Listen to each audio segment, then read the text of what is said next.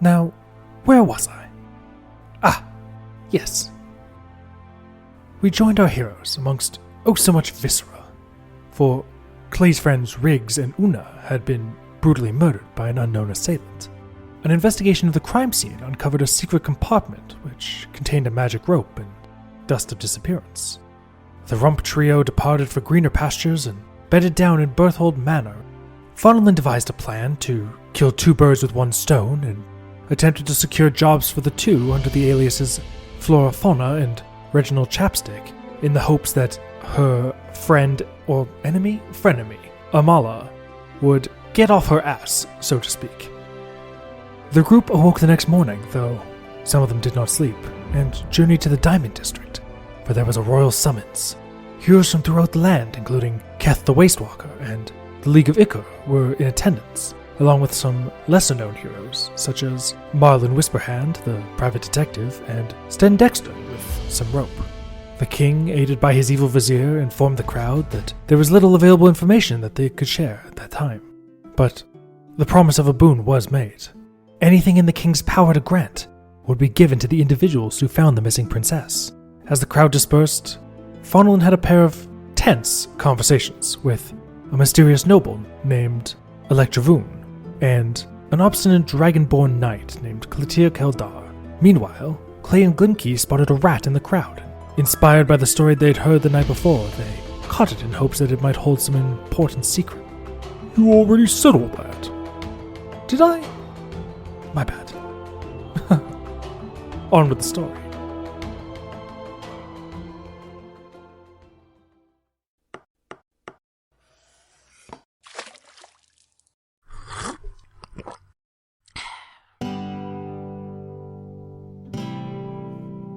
Come gather round, travelers, and sit on the stoop.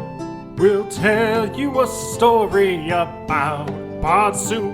3 lovable scamps in our traveling troupe. We'll tell you a story about Bard Soup.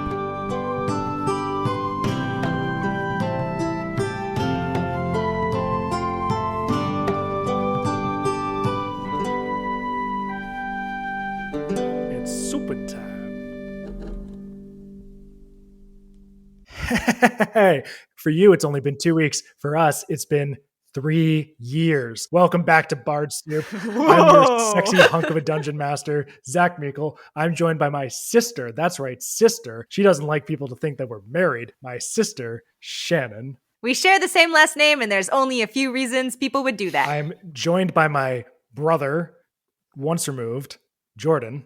Hi, brother and sister now. Welcome to the family. And my wife, Prima. Hello. It's Prima Meikle. Here we have it. Welcome back. Let's jump into it. That's an intro. Good enough. Clay and Glimki. As you walk through the streets of Irdanine, you depart from the Diamond District where Balefire Palace is situated. You return to the other lower quadrants of the city, the Sapphire District specifically. The city is abuzz. People all around you are talking about what has just been announced, that the king is offering this immense boon. People are talking about what they will do if they get the boon. They're talking about what they will do if they find the princess, where they think the princess might be, all that. Around you, you're walking through the streets. You made the plan to meet up back at Berthold Manor, so you're just generally traveling in that direction. A man with a fine-cut robe. He's middle-aged, kind of got some wrinkles around the eyes, some smile lines, if you will. He's got these dark robes, dark hair. He's carrying a scroll and a bell, and he's walking through the streets. Irdanine News this hour. I'm Vince Lankowitz. Breaking news in the search for Princess Cthulhu Galtries. King Farron Galtries, long may he reign, aided by his evil vizier, has just announced that anyone who is able to locate the missing princess will be granted any boon in the king's power to give. Heroes from near and far have coalesced in the city to hear the king's proclamation, and the city is abuzz with this latest development. A source close to the investigation has revealed that the princess's guards are being held for questioning, but there are few concrete leads at this time. Stay tuned to Irdanine News for more updates as they arise. This is Vince Lankowitz, signing off. And then about 15 seconds later, he just starts repeating the same speech again as he makes his way through the city streets. What are what are the two of you doing? We're just like casually walking back towards Lady Berthel's house. But we're like just allowed to be in this district now. Why did we spend so long trying to sneak here? Given that so many people were summoned or allowed access to the castle, the security is a little lax for the time being. Presumably, once enough time has passed, the guards might start keeping a closer eye on things again. But for the time being, things are kind of filtering back down into the lower districts. So yeah, if you want to head towards Berthold Manor, you don't think anyone's going to stop you for the time being. Glimki, you've got a rat tucked under your arm. It's kind of thrashing about, but it's tied pretty tightly by this magic rope and seems secure for now. Clay, what is your understanding of shape-shifting magic? I don't think I know anything about it. I don't remember if I already did an investigation check on this rat, but can I like hold it up and investigate it? Yeah, I would say you could do a variety of things. You could do a investigation check, a medicine check, a nature check, depending on what exactly you're trying to glean from your search of the rat. So we heard the story about a guy turning into a rat. Yes, the orc at the Anchor's Beard was talking about how he was getting off his ship and he saw a rat dragging a baguette down the street, and then he looked again a second later and there was a man carrying a baguette, and he was convinced it was the same baguette and not a man like pick the baguette up off the ground or anything like that. So we're not even sure that this is a shape-shifting. Sure, and I hold up the rat so Clay can look at it. Yeah, I make eye contact. Little Glimki's holding this rat up like Rafiki holds Simba, and Clay's leaning down and poking and prodding it. What kind of check do you want to make? Like insight? So remember, it'll be made with disadvantage, but if Glimki's helping you, it'll give you advantage, so it'll cancel out to just a flat roll. Okay. I rolled in that one. I know nothing. It's a cool hamster. You lean in to get a closer look at this rat, and it snaps at you. Hey, geez. And I pull it away, and I go, okay, what is your opinion of rats? Just as like a thing that's alive. I think we should hold on to this rat. Don't know if it might be special. We should take it to someone who might be able to tell us more. Well, if my understanding of shape-shifting magic is accurate, I believe if we kill this rat and it turns out to be a person, he'll just revert back to human form. And if it's just a rat, then You just killed a rat. it's just a rat. So we could hold on to it for now and get back, or we could pick up one of those loose cobblestone bricks and put it to the test. Glimki! Look, I just trying to, we could speed up the process, but he's tied to the rope, so we may as well. Okay, let's hold on to him for now. I take the rat from Glimki and I put it in my bag. Don't lose him. He might chew a hole through your bag, so just keep an eye on him. Can I like secure the rat so it doesn't chew through anything? Can you gag the rat? How does the magic rope work again? Yeah. So you can activate the magic rope, and it will... Imagine the magic carpet from Aladdin, but like a rope. Yes, I see. Okay, so right now it's just a rope. Okay. Okay, so yeah, I guess I just keep a good eye on the rat so it's not gonna escape.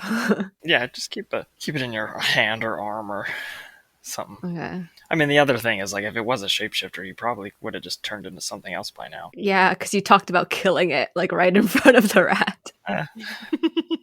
Give me a perception roll, both of you. Oh, Play with disadvantage. Oh, jeez. Okay, I got a 5. I got a 9. Good start. Okay, sounds good. Thank you. Oh no. I hate when you do that. So deeply suspicious. The two of you walk for a little while longer before you reach a familiar wall that is about 6 feet tall, give or take, and behind it is Berthold Manor, where you spent the night.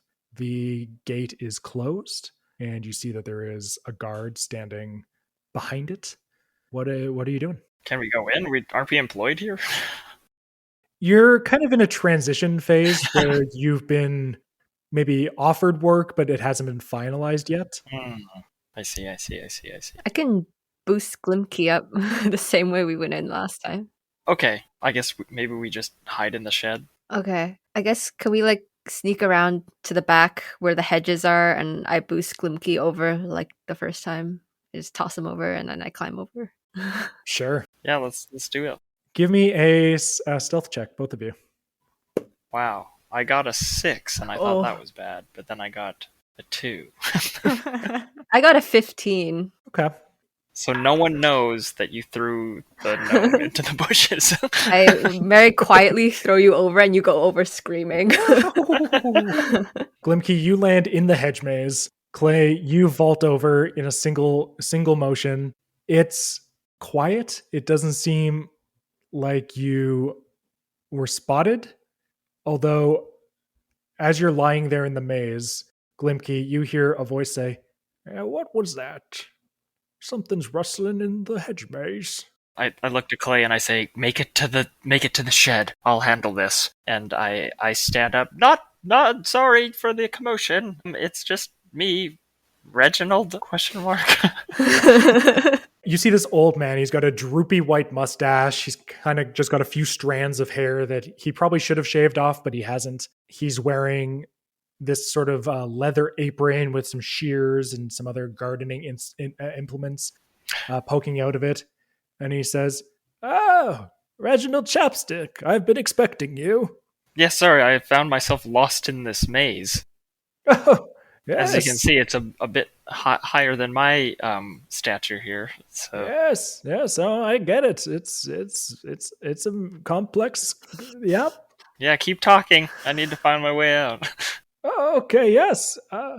Well, come on. Go left, or maybe right. I can't. There's no left yet. Oh. Still, I've heard if you just hug one wall and follow it, you'll find the end. So maybe I'll try that. That's not true in this maze. Believe me, I know. Oh, okay. Damn. Do I get out? You wander around for a few minutes, and I guess you don't see a face because you are in the maze fully. Yeah. Yeah. You eventually make it out, and then you see, yes, this old man with a droopy white mustache. Yes, the sparse hair, yes. The sparse hair, the gardening implements. Yes. He says, well done. You made it. Thank you. Well, as you said, you were expecting me, so yes. Go ahead. Well, I've been told that you will possibly be assisting me, gardener's assistant, if you will, which is fine news. But you do need to be approved by Sir Kazrin. He is expecting Sir you. Kazrin. Okay. Yes, the Viscount himself. He approves of all hiring decisions. Okay. Well, do you have any tips for me, or perhaps some advice? Is there any way that he likes his garden that I should take note of? Certain flowers or plants? He's incredibly fond of his azaleas, and he points over to this bush full of flowers. Oh, okay. Is that a fine choice?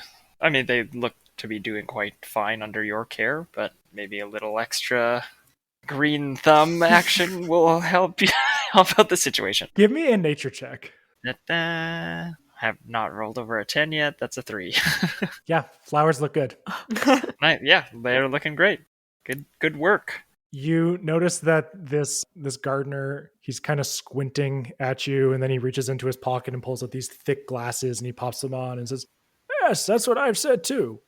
Anyway, let's go get you introduced to Lord Kazrin." Yeah, yes, of course. After you. And he leads you around to the front entrance into the house. Clay, what are you doing?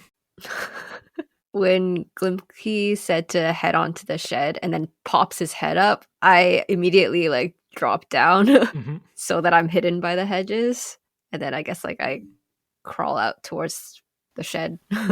Okay. You know what? Give me one more stealth check with disadvantage as you attempt to cross the yard over to the shed. Yeah, that makes sense. Two. Yes. Faunalyn, you are riding in a carriage. You are brought through the city streets. They're very crowded. Your carriage driver, Fiddle Faddle, is escorting you, or driving the carriage, of course. The private guard, Crombeck Lung Crusher, is riding in the carriage with you. He's kind of assigned to you whenever you go out, at least through the front door. And you pull into the yard. The gate is swung open. You glance out the window and you see Clay Campbell crawling through the grass out of the hedge maze towards the shed. With a rat clutched in my hand. Oh my dear God. Oh my dear God. Reginald! Reginald! I am assuming Clay is the gardener because she's in the grass. So... Reginald, stop crawling! Come over here! I look over because Faunalyn's shouting at me. I stand up and I wave. Hi, miss! Reginald, you work here now and presumably live here now. You don't need to... Actually, were you doing gardening work just now, or... I think Glimki's Reginald. Oh, shit. So you're flora fauna. Yeah. I look at Lung Crusher. Lung Crusher. Yes. I slip him a gold piece. Do you think we could forget this little indiscretion of nomenclature? He takes the gold and he bites down on it and says, dirty. Yeah. Give it here, then. No, it's fine. No takesies backsies, miss. I imagine we can keep this to ourselves. Right, and now this is my friend Flora Fauna. We've met, I think. Colston Fiddle Faddle, the carriage driver, from atop his perch, looks down at you, Clay, and says, "Hey, I know you! You're friends with that speed bump!" I don't know what you're talking about. Give me a deception roll.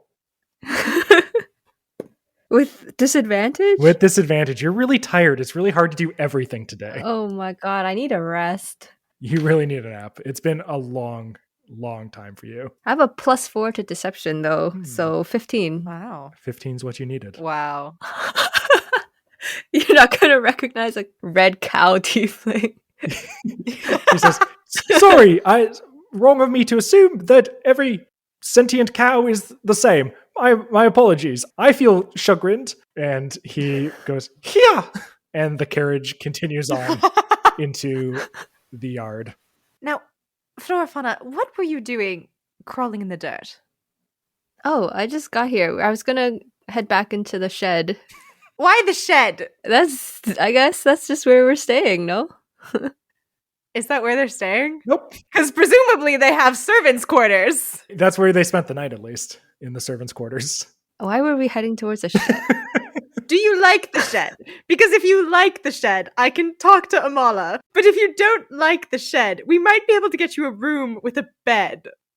I just needed a quiet place to stay. Can I, pull Faunalyn towards the shed and then, go in there with her? Ooh, Sure. I've never been in a shed before. How rapscallion of me. Okay, I pull her into the shed. I close the door and I hold up the rat and I'm like, "What can you tell me about this rat?"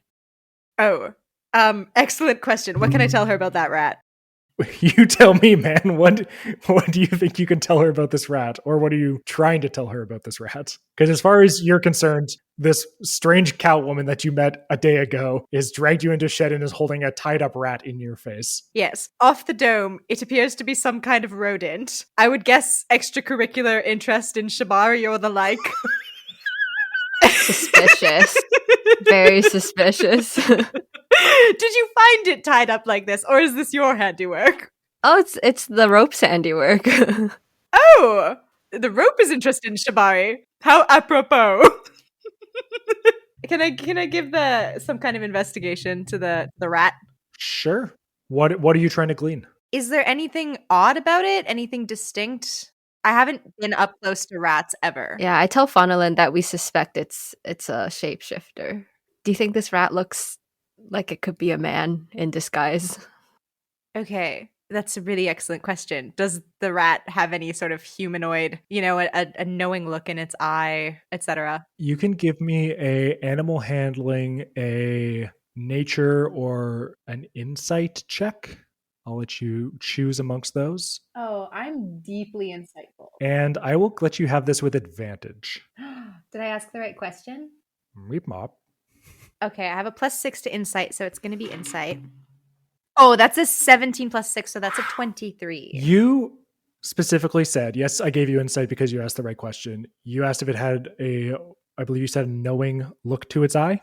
Yeah. You look this rat directly in the eyes, and they've got this yellowish kind of glint to them, and there's this faint spark of unnatural intelligence. You haven't come face to face with a lot of rodents, I'd imagine. This one seems like it's evaluating you. Flora fauna. Mm-hmm. This rat is a man. I knew it. I would stake my life. This rat is a man. What do you know about shape-shifting magic? How do we turn him back so we can talk to him? Oh, that's an excellent question. Do we want him to turn back, or should we maybe go grab a brick from the road and sort of... Why is that always your first thought?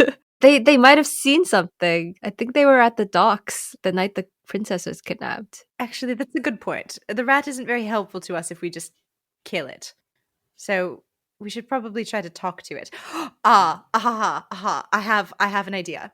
Okay. I'm going to pick up a stick or something nearby, and in the dust on the floor of the shed, I would like to write Y and then N, and then I would like to take the rat and put it between the two. Oh, use its tail like a dowsing. Yes. We're going to communicate with the rat. Rat, listen to me very carefully. You are a man, and we know it. Which means that when we kill you, should we decide to do so, we will be taking a human life, and trust that we will not hesitate to do so. I need you to cooperate. Now, using your tail, please indicate yes or no. Will you cooperate?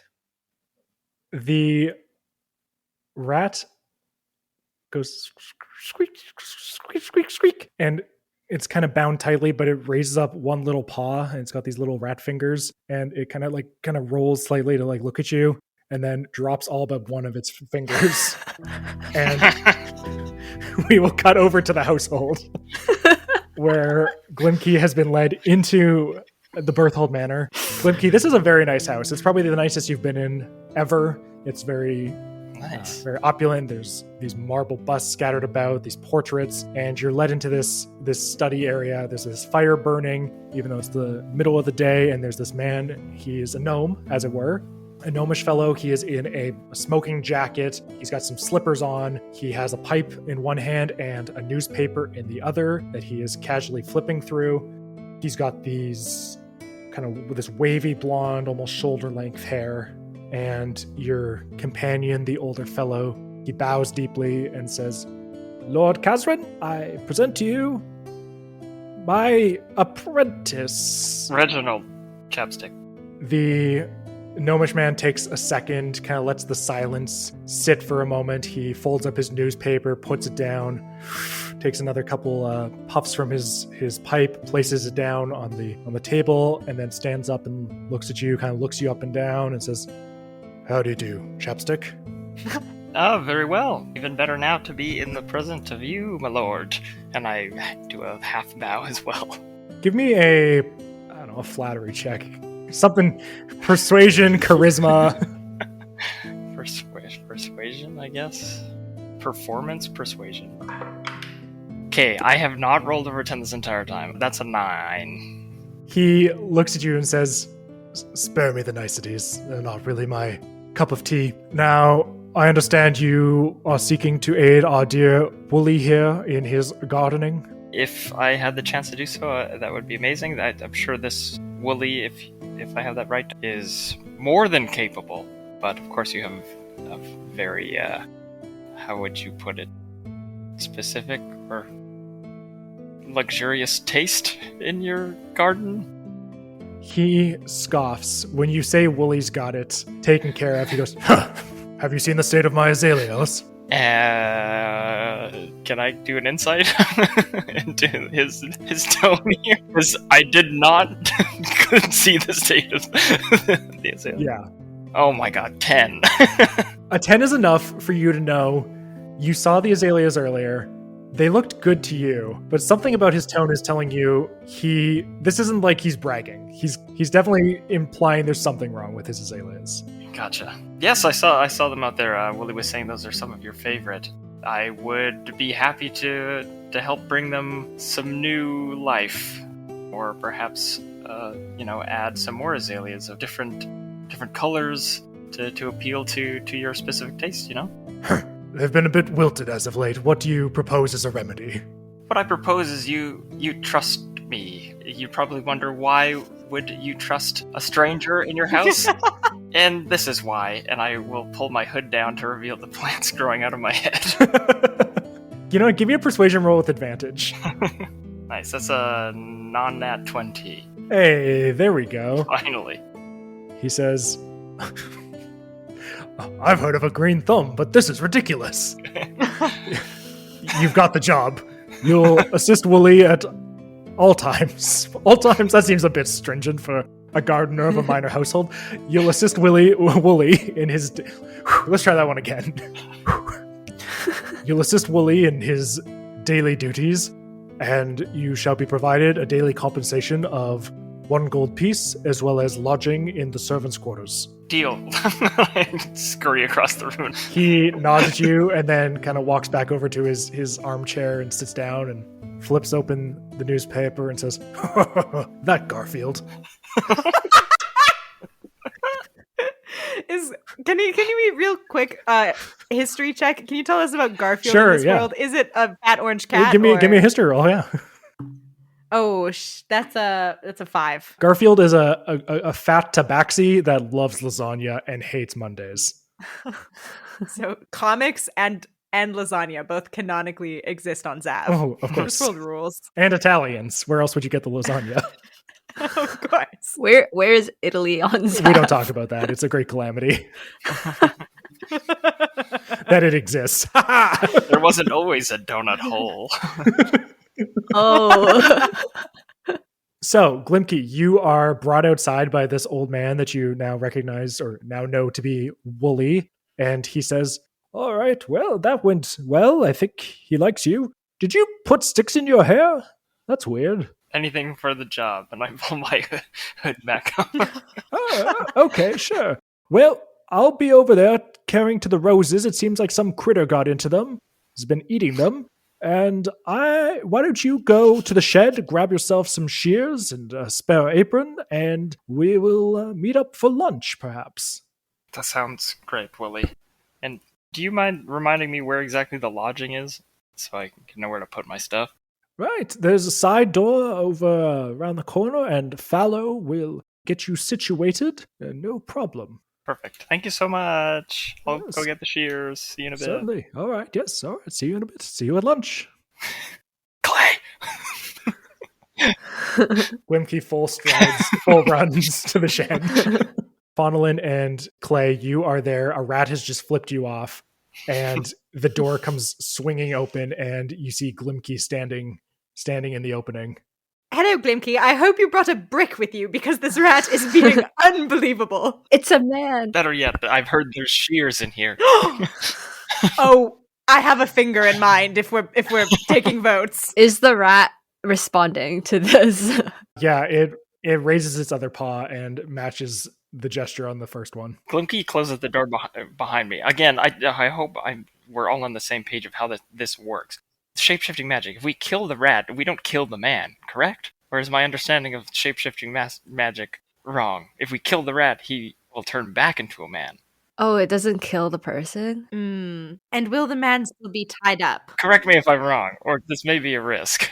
Feel free to make an Arcana check. Everyone should scrape their memory banks. I got a 14. 10. Another nat 1.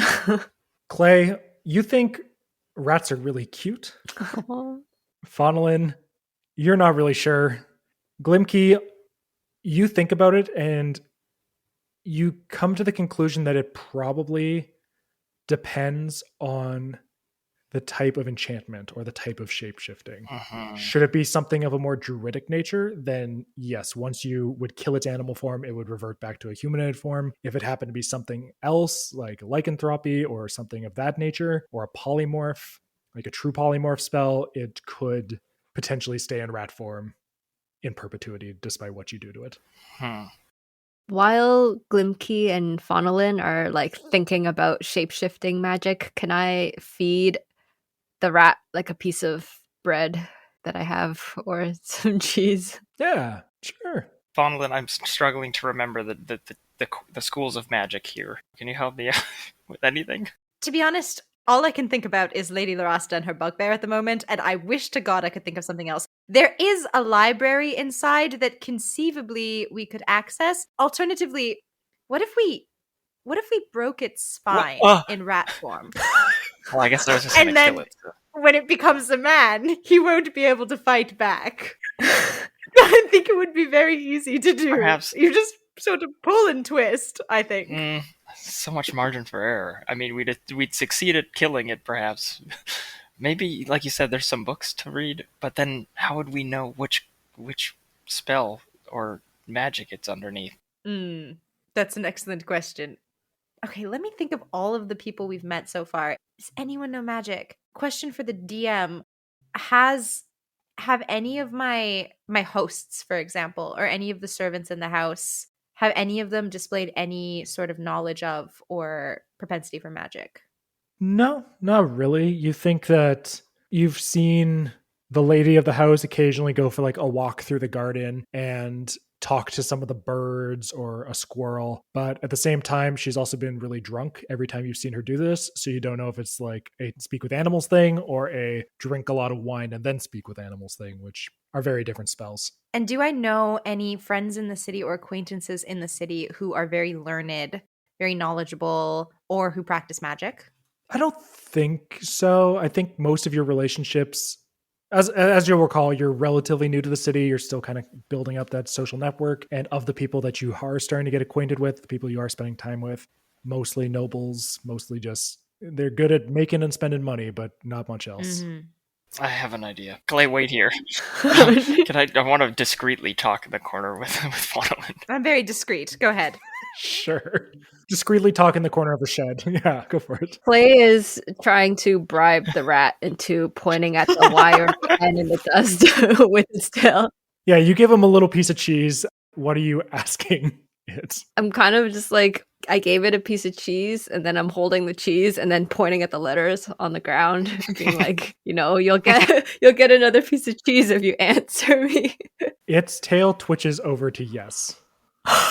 Oh, okay. I ask it, do you know about the princess kidnapping? And then I give it, or I hold the cheese and then I point at the yes or the no. So it rolled a 4 on its wisdom saving throw, and the tail twitches over to the no. What does that mean? It doesn't know about the princess. I ask it, were you on the docks the night the princess was kidnapped? The rat furrows its brow and points its nose at the cheese, and its tail does not move. Okay, I give it a little bit of cheese. I was gonna tell you my plan, but it looks like Clay's onto something. The tail twitches over to the no. Oh, it's just a normal smart rat. It doesn't know anything. Can I do another check to see if it's telling the truth? Yeah, give me an inside roll. This would be with disadvantage at the best of times, but also at this time. Oh, I rolled a 20 though. No, 20 and a 1. What is wrong with this dice? Damn. Yeah, I don't have no like magic touch for the rats, I guess. This rat's really cute. It's so cute. I give it another piece of cheese. Stop giving it the cheese, Flora Fauna, please. Faunalyn and Glimki, you slide over into the corner while Clay is doing this. I swear this one has no propensity for extortion. Well, now I'm confused. Is it really just a rat that wants cheese? But it knows how to answer the questions. Could it just be lying? My plan was DM question. Where was that string of islands that I spent time with those dragon folk people again? That would be Al Arsha, which is kind of a island nation to the west of here. Okay, when I was on Al Arsha, it was very difficult for me to fit in amongst all the dragon folk. One of them was kind enough to tell me that it's what you display outwardly, and in this case, perhaps what we need to do is intimidate it with a feign it some injury, and it will get scared. So let's act like tough. She's trying to win it over with cheese. I say we threaten the backbreak thing and see if it understands it as well. Because it could lie about cheese. Good cop, bad cop. But if we come in and be like, if you don't give us some shit, we're gonna take an inch off your tail. You know what I'm saying? Yes, and then we really take an inch off its tail. Well, yeah. I mean, if it doesn't fold, here I have some cooking utensils. I'm gonna lay that out. Start heating up some dish here and see if it catches on. Okay, I like this very much. We'll be bad cop, and good cop. Bad cop, good cop. Yes. Do you want to be medium bad cop or really bad cop? The rat squeaks. All cops are bad. He's got an ACAB tattoo on his chest. I feel like you'll bring it better as worst cop, I guess. But I'd rather like to see you in the role. No, I feel like I'm gonna start heating up the stuff. I'll be the executioner, if you will. I'll start heating up my dishes and prepping my knives. I like this plan. Rat, we're going to fucking kill you in 2 minutes if you don't tell us a goddamn thing. I know you know where the princess went. And in the background, Glimki's just sharpening knives. Clay's like cradling the rat now and feeding it cheese. The rat is going to fall asleep in Clay's arms. No. Clay, I need you to put the rat down and throw away the cheese. No, I think it's just a rat, guys. We can ask him later. He's tired. This rat flipped us the double bird. If you don't smell a rat, I don't know what's wrong with rat. It's a man. This rat is a man. If we just keep him with us, he'll open up and eventually we'll learn more about where it's been, this rat, you know? I like that plan, but also Glimki just proposed a deeply opposing plan, and the plan was to be really, really mean. So I don't really know which path to pursue, and I just think, Clay, can I hold the rat for a minute, please? I'm so hungry for rat. Is the rat still asleep? Seems to be fast asleep. Okay. God damn it. I'll say it pops up in one eye, looks at Glimki, and then kind of like shrugs its little rat shoulders and falls back to sleep. I hate this rat. I'm pouring oil in a wok, and I'm like... Why is Glimki so eager to eat rat? I'm not going to actually eat it, Clay. Okay, I hand the rat to Faunalyn. I'm going to use my fingers and gently pry open its eyes, very gently, and make Clay look into its eyes and say, "Tell me that's not a man." We know it's a man. Okay. Now tell me it's not a wicked man. Do I know if it's a wicked man? Make an insight roll with disadvantage. Oh, God. I have to keep count. This is like my 4th insight roll to this rat. Oh my god. I rolled a 2, but I have +3, so 5. Sure, it's a rat. It maybe is a rat man, but who knows what wickedness lies in the hearts of rat men. I don't know if he knows anything. I don't think we should resort to such extreme... We should think about this.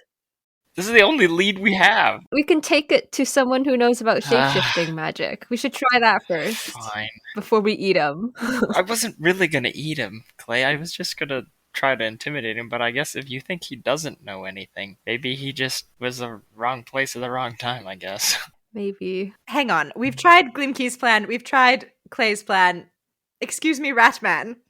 I want to shake him awake gently, like a bell. Sure. You jostle it awake and it goes, and its eyes open. Ratman, please. Give me a persuasion roll. That was it. That was the plan.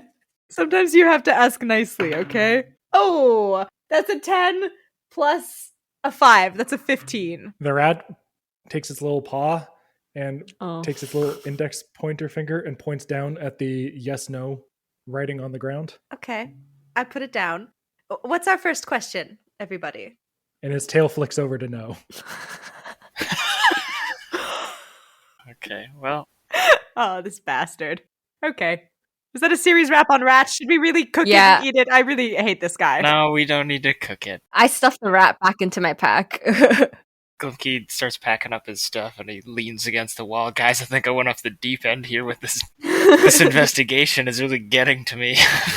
I think we need to take a rest, because I don't know about you guys, but I'm exhausted. What time is it now? Morning time? Because I didn't sleep last night, alright? Yeah, it's like 10 a.m. You'll be happy to know that I've secured myself a job and lodging here.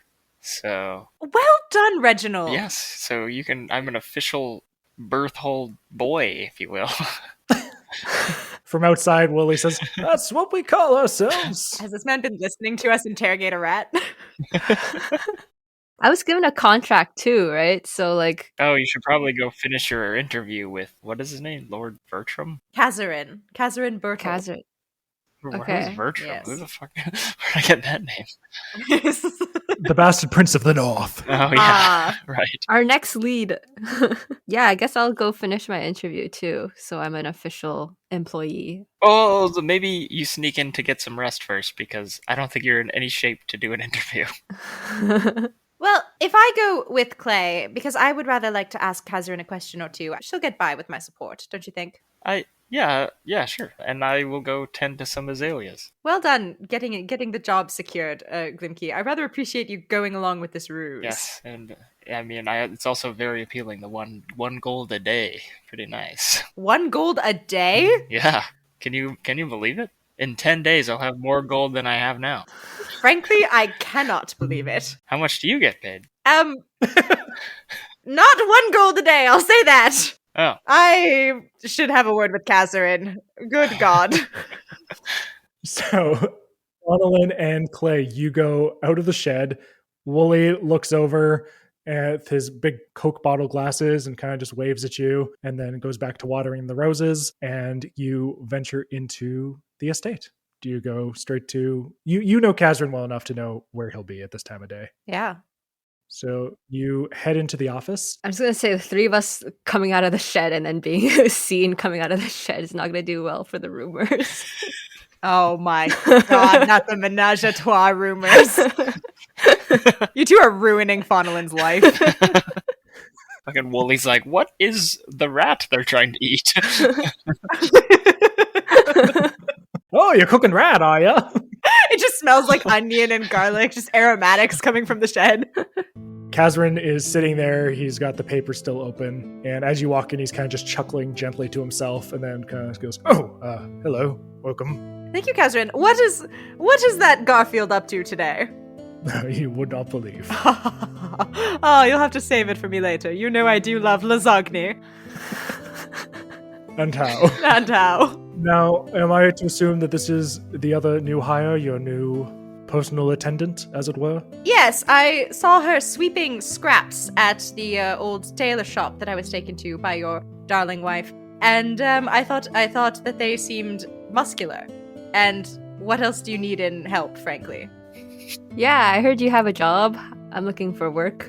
Kazarin once again puts the newspaper down, the pipe down. He walks up, he crosses his arms behind his back. He looks up at you. He's only like a few feet tall. He's a gnome. He's not very big. And he looks up at you and says, "What's your name, miss?" I bend down on one knee, so I'm eye level with him. Faunalyn's like, head in her hands. Hi, I'm Flora. Flora Fauna. Nice to meet you. Nice to meet you. I only have one question for you. How do you feel about being murdered? That would suck. Well, I will advise you that the last person to fill this role was stabbed to death, but a few days ago. So I just feel like it's fair game to warn you. If you're all right with that, then welcome aboard, but I completely understand if that's not what you're looking for in a job. Oh, what happened? What happened? Were they attacked? On the job? Yes. Brutally attacked. Yes. Savagely attacked. Is there hazard pay or health benefits? No. Okay, deal. I'll take the job. Very good. You start immediately. Thank you. You are to wait on Lady Vaydark at all times and care to her every need. All right. You're contractually my best friend. Yay! Yay! Now that that's settled, Kazrin, I had a quick question for you. I'm sorry, is she carrying a rat with her? Yes, it's her familiar. It's her emotional support rat. Yeah, I shake the rat's paw. Hello. You were saying a question? Oh, yes, my question was, I have a passing fancy about shape-shifting magic. You know, the kind of magic that would transform, for example, since we're talking about rats, a man into a rat, for example. It's just something my twisted mind concocted. And I'm just curious if you've any idea where I could learn more about such transformative spells, given that you are such a learned man. Thank you. You might check the family library. That might be a good starting point. But, I mean, depends on the type of enchantment we're speaking of. I've heard if it's a curse, it could be love's true kiss could break the spell and revert this rat back to a man, should that be his affliction. I shoot a sharp look at Clay. Is there a way to detect, like, what kind of shape-shifting magic is on someone? Well, to my understanding, I'm not a practitioner of the arcane arts, merely someone who has a passing interest. Suppose one could cast some sort of detect magic spell to learn more about the aura of magic surrounding a creature. That's all. I ended on an up note, but that was really the end of the sentence. Yes, it was just that the way you ended the sentence made me think that there was more to come. But you know, it's rather fun and cryptic when people leave little surprises like that in their speech and you have to decode it. So thank you for the answer, and we're going to go think about kissing rats. As do I, every day. Oh, Mondays, am I right? You are! Oh, you are! Okay, well, Clay. Mm-hmm. Fuck! Flora Fauna! Back in the office, you hear, "Did you say something?" Lasagna, John! Flora Fauna, should we go get Glimki and try kissing this rat one by one and see which one he likes? I think it has to be true love's kiss, though, not just any kiss. You don't believe in love at first sight? Do you love this rat? He might love. Give me the rat. Okay, I give Faunalyn the rat. I need Glimki here for this. I want to go find Glimki. Okay. You wander back outside and you see Glimki. Glimki, what are you doing to those? Yeah, now that you're closer, you see the azaleas. They are kind of wilted. Spending so much time in the woods area, I'm a Treefellow, for God's sake. Do I have any insight into how to best care for these? Are they giving signs of need more water, need more sun, need more? What do I need to give them here? Sure. Give me a nature check with advantage. Come on, give me something. 10. You're no expert in azaleas, but you're kind of, it's, like I said, it's getting mid-morning. It's around 10 a.m. maybe. Sun's been in the sky for a few hours, and it's starting to get hot. And you notice that this part of the garden, a little exposed, not really any shade. And you think azaleas, they might need a little shade. Yeah, knowing that, I try to look and kind of figure out where the sun's going, make a plan for where to move them, and then I'd like to uproot them and move them a little bit to that spot. I love that you're committing to the job. Hey, I gotta get through one day at least with some positive change. Then I can slack off. The secret of being a good employee. So true. Yeah, you look up at the sun and it's stationary in the sky as it is every day. Oh, yes. It doesn't rise instead traditionally. It kind of hovers above everything. So you're like, that could be tricky. But you do find a spot kind of off to the corner of the garden or to the yard where the walls provide a little bit of shade. There's this tree growing that you think would enhance it, and you start transplanting. And I'd say just as you finish up, your compatriots walk up to you, rat in hand once more. Watch this. I think we should go to a library. Oh.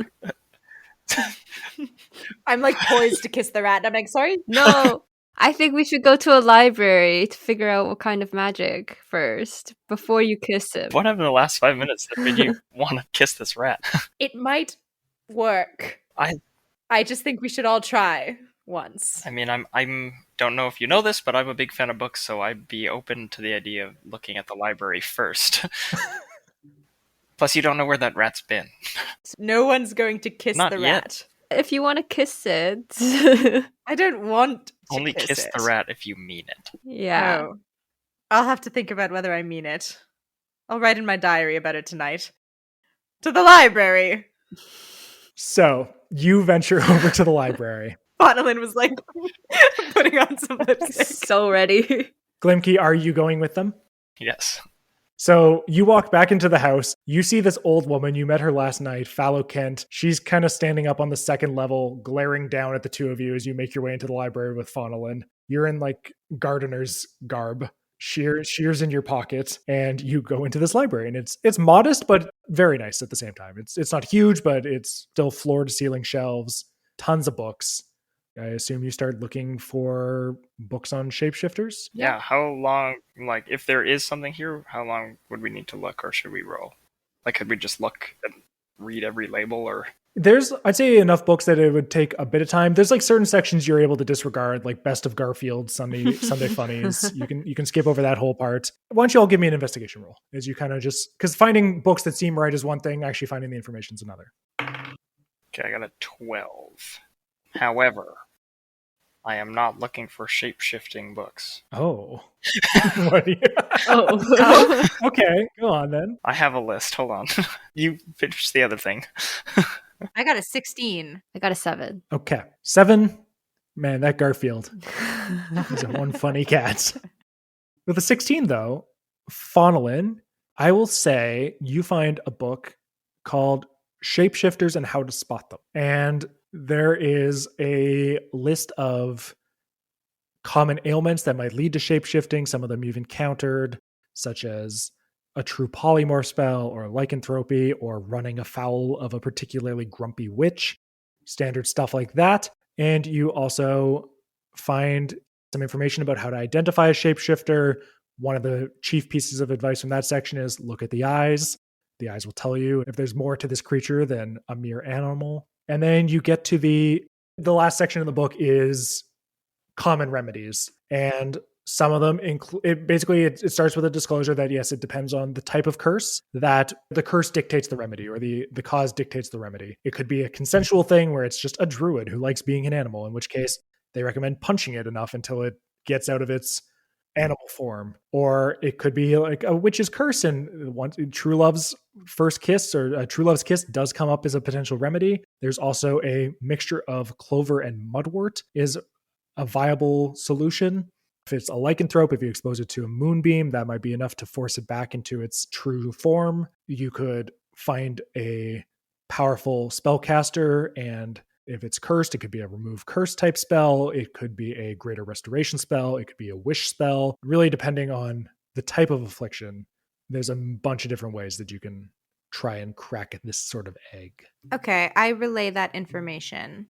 I don't want to say that it looks like kissing is one of our two best options, but I think we should either kiss it on the mouth or punch it in the face a bunch of times. Oh my god, even if he becomes a man, he's still going to be recalcitrant and terrible. Maybe we should, have either of you, I hate to invoke the unsavory, but have either of you ever heard of, like I can't think of the word except like a gigolo, but for magic? Uh-huh.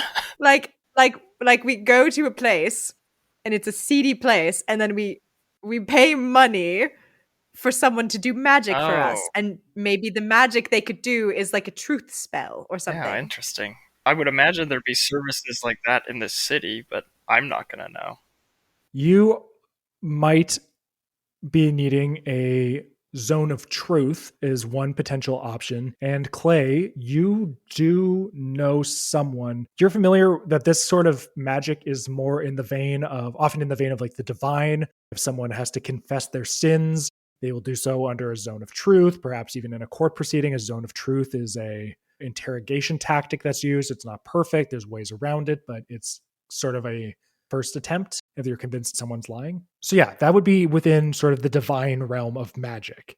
And you are friendly with, I don't know if I'd say friends, but you are certainly friendly with a certain high priest of Macrog, the Brightscale Warwick Hummel, who recently was appointed head of the Church of Macrog in Erdenine. So I know someone who might be able to cast Zone of Truth for us Okay. if we get the rat into a man first so that we can ask him questions. Okay, that sounds like a good place to start. And I found my list. Excellent. Yeah, I just looking at this library, the one book that I'm looking for, because I feel like these people are kind of fancy. There's a book on here called The Art of Calligraphy, A Guide to Beautiful Writing. Do you have that? You look around and you find a first edition copy. Oh, okay, yoink.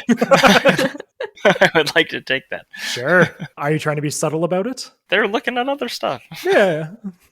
Yeah, not really. I take it off the shelf, I open it, I flip through some pages as Faunalyn's explaining out loud the options we have for magical means. The flap on my satchel opens, and I nod along to Clay as she explains that she has a friend that can do Zone of Truth, and I go, oh yeah, that sounds really, really like a great place to go. Give me a sleight of hand with advantage. Come on. Wow. 4. With advantage? Oh my gosh. Yeah, I rolled a 3 and a 1. Good. Clay and Faunalyn, both of you, while you're explaining your parts of what you've come to realize, you both see Glimki take a book off the shelf and open his backpack and just stuff it in. I sigh like I'm dealing with an amateur, and I walk up to like where he took the book from, and I like smush the book's closed so that there's no longer a visible hole. You amateur. I go back to what I was doing. I'm going to blackmail him for that later. It's a library, right? We get to check some out. I'll bring one back. Yeah, Clay doesn't care at all. So what's the plan? We have to find a way to turn the rat back into a man first before we can cast Zone of Truth. In the meantime, should we maybe look into other leads we have on the princess? Clay, don't you have a delivery to make today? Oh, right. I take out the letters that she gave me. What are the addresses on there again? One is addressed to Lady Lucerina Helris, and her address is in the Gold District. Okay. And the other one is addressed to Lord Falxian, Lord Halros Falxian, aka Fletcher, whose address is the treehouse outside of town. Wasn't he stoned? Well, he was tied to a mast and pelted with vegetables. What are these letters for, ma'am? Can I ask? As my lady in waiting, the first lesson you need to learn is when I hand you discreet documents and say I need utmost discretion to not ask in front of other people what they say. That's just a note from me. Okay. Do they pertain to the rat? We can cover his ears. They have nothing to do with the rat. Maybe they do. Maybe they don't. I don't know yet. But they have nothing to do. You know what? I'm blackmailing someone. Okay, why didn't you just say so? Okay.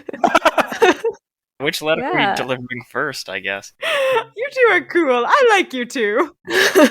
Wait, hold on. We keep getting led astray here. This sounds like an important thing that you're up to, but at the same time, we have potentially evil rat and still a missing princess, and without any more information about blackmail, I don't know how this is going to help us solve any of those two things. Well, my thing is, if I don't behave in a certain way, and if a series of events happens, I'll probably get kneecapped. So the blackmail is fairly important to me, but we could prioritize kneecapping the rat and then pivot back to my thing. I think we should make another blood pact. Another one? My hand is still... Okay. Wow. No, it's too much. It's been 12 hours since the last time you slashed your hand. It's still bleeding a little. It's just, well, I've told you my thing, and frankly, if either of you tell anyone any of that, I'll be hooped. And Clay doesn't really seem to have any other friends, so I don't think Clay will mind getting into more pacts. And Glimki, I just saw you steal, which is deeply unethical, so I think we should just make a little promise to be cool to one another. Yeah, I'm starting to feel like you'll blackmail me at some point. Well, I did just see you steal something, and I did say out loud, I'm going to blackmail you over that, so that's on me. I thought we were friends. Okay, well, maybe she needs to, Clay needs a rest first. Yeah, I'm just gonna take a quick nap. Maybe your first task that you make your assistant here do is sleep. Okay, can we be friends if I do that after that? Can we be friends? We'll talk about it. I feel like you're emotionally blackmailing me, which is worse. We'll talk about it. I do have some important things to attend to in the garden, though, so if you guys want to do it. It always goes like this. It always goes this way. Clay, I command you to sleep. Thank you. Clay goes and sleeps in the servants' quarters. Does she take the rat? Do I take the rat? Oh, someone should. You should take the rat. Me? No, Faunalyn, you should. If you're sleeping, someone should watch the rat. Yeah, I'm gonna kiss that rat later. Okay. Rat is mine. I'm in custody of the rat. Yeah, I leave the rat with you. So, Clay, you make your way back downstairs into the room you spent last night in. The bed is yours, and you fall into, I'd imagine, a pretty deep sleep. You're pretty exhausted. You've had a pretty emotionally draining 48 hours, 72 hours, something like that. And you take a nice deep sleep. So I'm not exhausted anymore? How long do I sleep for? We'll say it takes maybe 4 hours for you to wake up feeling rested. In the meantime, Glimki, I assume you are in the garden transplanting azaleas. Yeah, finish what I started. Excellent. Maybe I'll pick Wooly's brain about what kind of tasks he gets up to daily, so I can see what the bare minimum is, and then so I know what I need to do to look like I'm doing my job.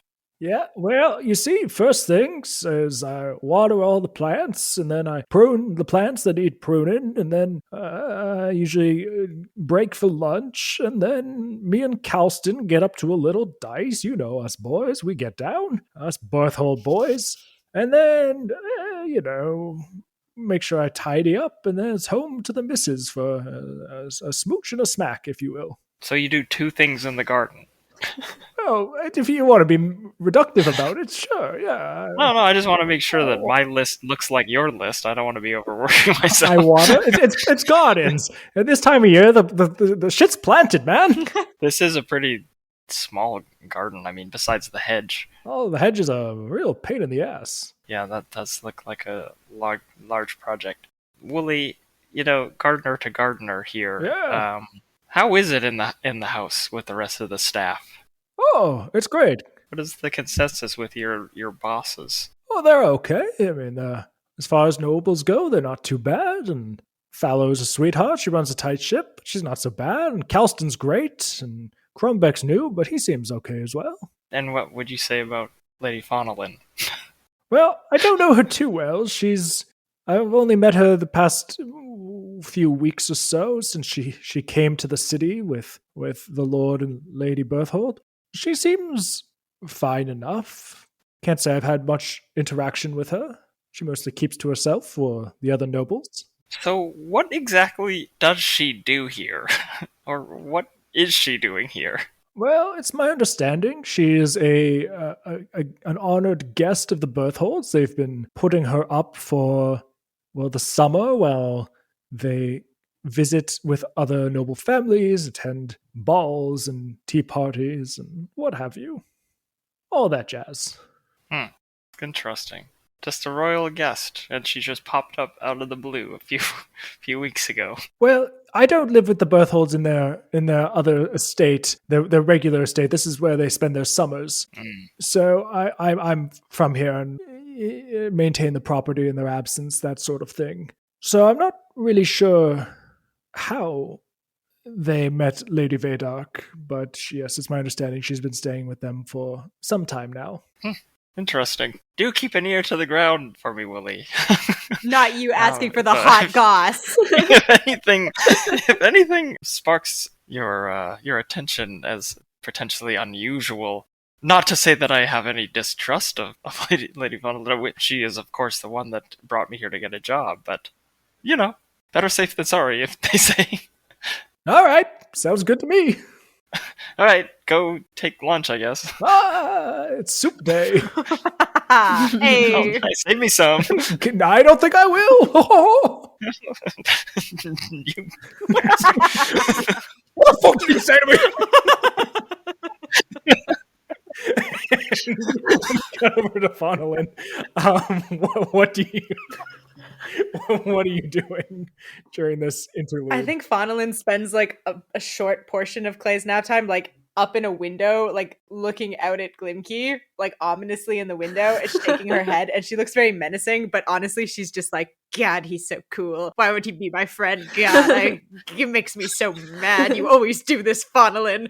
And then after that, I'm gonna go read about the Humiliation Empire's training, because I know for a fact that Kazarin has a lot to do with the. Let's see what Kazarin's specific occupation is. I know that Kazarin, he owns the Traders Association. So I'm hoping to find some kind of trade manifest or document that's going to tell me where humiliation ships go to. Yeah.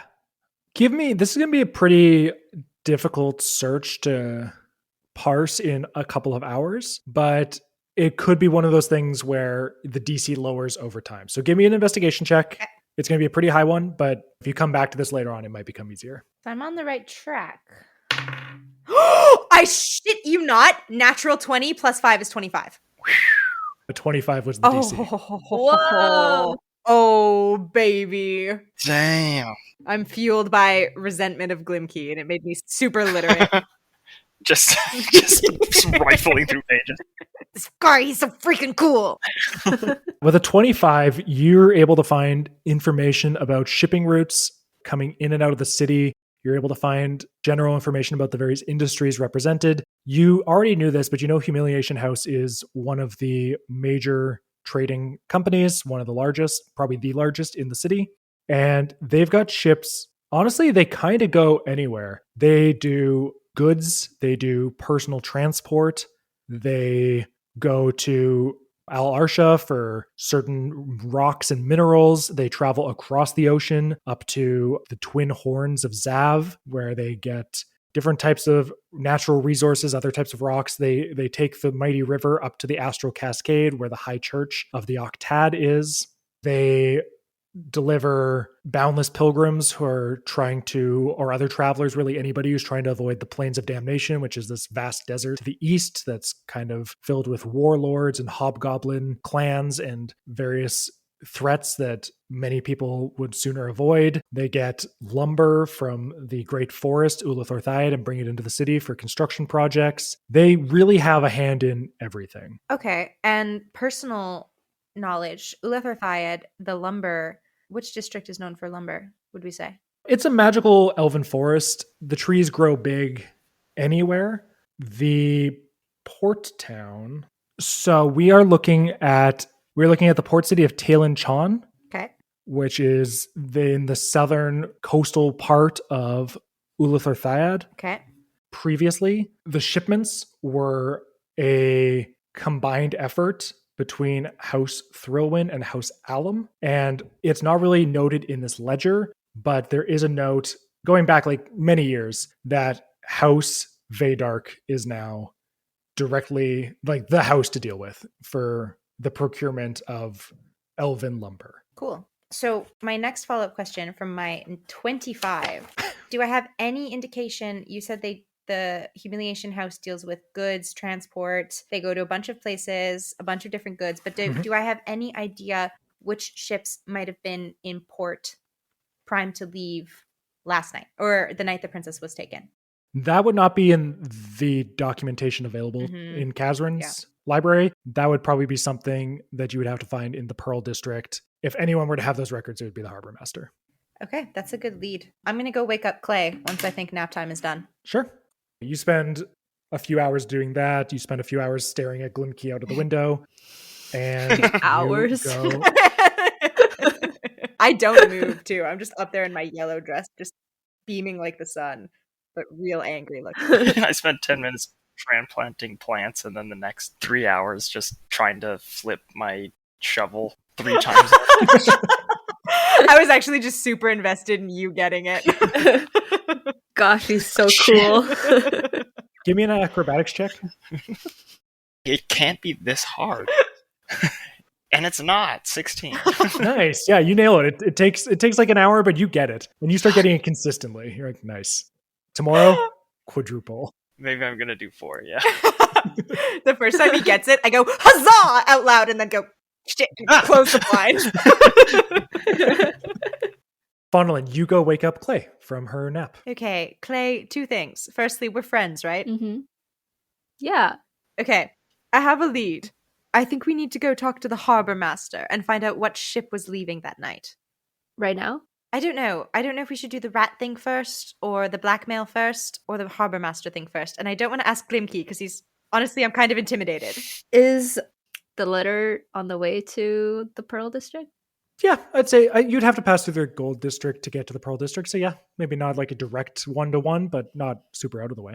We could drop off the letter on the way to the Pearl District, and then Fletcher was tied to a mast. We could drop by there, see if he's still there, and give him the letter as well, and then talk to the harbor master. That's a really good idea. You're very good at this, Clay. Thank you. Gotta earn my keep. I do wonder, though, we have a man. I'm going to hold out the rat. We have a man here, Mhm. and I'm worried that if well, he might starve or something, I suppose. But then also, what if he finds a way to escape? I mean, I have my rope tied around him, and I'll bring some cheese. Okay, We can just bring him with us. We might find out more along the way. that's true. We can work on him while we go. Maybe Glimki can sharpen more knives. Like, that was my idea. We can just, like, slowly wear him down. He'll open up to us. Yes. If we give him some time. Although Glimki looked really busy earlier, I think he's making a lot of friends in the garden. Do you think he still wants to come with us, or do you think he's too busy now? We can ask him, see if he wants to come. You ask him, okay? Okay. Okay. Well, we head out. Am I fully rested now? Yeah, we'll say you've benefited from a long rest now. I guess we head out to see Glimki. Yeah, you walk around the corner as he flips this shovel into the air and it lands like at his feet after 3 spins and kind of just embedded in the ground. Wow, I clap for him. The ground is just cut up now, huh? Yeah, one patch just totally shredded. So what did you guys figure out? Oh, I had a great nap, but Faunalyn has a new lead. I think we should head to the harbor if you wanted to come along. That's okay. Interesting that you brought that up because I was thinking a lot about the harbor. Remember when you were trying to remember the name of the ship? Mm-hmm. It started with a K. Started with a K, right? Mm-hmm. Or did it have a K in it? Do you remember if it started with a K or K in it? I think it started with a K. Is that correct, Zach? To Clay's recollection, it started with a K. It starts with a K. Okay, well, I was thinking to myself, all those ships got to come into the harbor and they probably have to be signed off on the goods that they deliver, right? How hard would it be to look through the documents, figure out how many ships have the letter K in them, and just start knocking them off? Oh my god, I had to do 8 hours of research to come to that conclusion. This freaking guy! That's such a great idea. So smart. Let's go. What was your idea? I was just gonna blackmail someone else. I don't know. Let's go. Let's go do your thing. Okay. We just have to stop by the gold district so I can drop off some letters and then we can go. Oh, right. Yes, we have to drop up the Well, letters. the thing is, if I'm the one blackmailing him, okay, hear me out. I'd like the gang's eyes on this one. If I'm the one blackmailing him, is it more or less suspicious if I'm standing out front while Clay delivers the letters? I can run up to the house and deliver it. You can be down the street. More or less suspicious than you not being there? Than me being not at all involved or implicated in any way. Yeah, it'd be way more suspicious if you were there. Okay, I'll hide it behind a tree or something. Good thinking. Normally my blackmail is much smoother. I've lost confidence recently. I can't say why. And how important is it to blackmail the pervert? Well, there is the incident, there's the matter of me getting kneecapped, and also I like money, and I recently gave away a great sum of gold.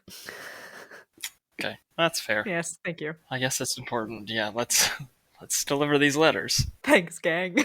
You set off once more out of the Sapphire District, across the Ocean Crest Bridge, down this massive set of stairs, and into the Gold District. Play, you know your way around the city. Like, if you're given an address, you're able to track it down. And sure enough, you find yourself standing in front of a decent-looking home. It's nice. There's a small yard. It's not fenced in or anything like that, but it's rather nice property. And sure enough, there is a placard out in front that reads Lady Helris, or House Helris. House Helris. I dip into a shop a full block away. Okay, does the house have a mailbox? Yeah, why not? There's a slot on the door. I slide the letter into the slot and I head back to where Faunalyn is. You went straight to me, huh? Came straight back to me, huh? Is anyone at the house? Can I see anyone in the windows or standing outside? Give me a perception roll. 20. 20.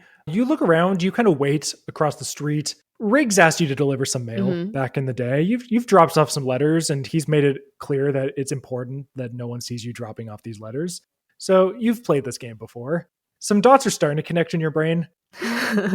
as you now have an employer who's a little more upfront about the sort of business that they are involved in. And you kind of wait for this carriage to go by, and you look at the house and you see that the curtains are drawn for the most part, and you slink over and you pop open the slot and push the envelope in and make a clean getaway. I walk past the house and then I loop around the block and then go back to where Faunalyn is. Nice. Nice. You're so good at being complicit. That's me. Okay, yeah, letter's been dropped off. Let's head to the harbor. Okay, well done. Well, let's see if it pays. If it pays, I'll give you some percentage. Between 1 and 5. Okay, deal. Deal. So we head to the harbor, Zach? Perfect.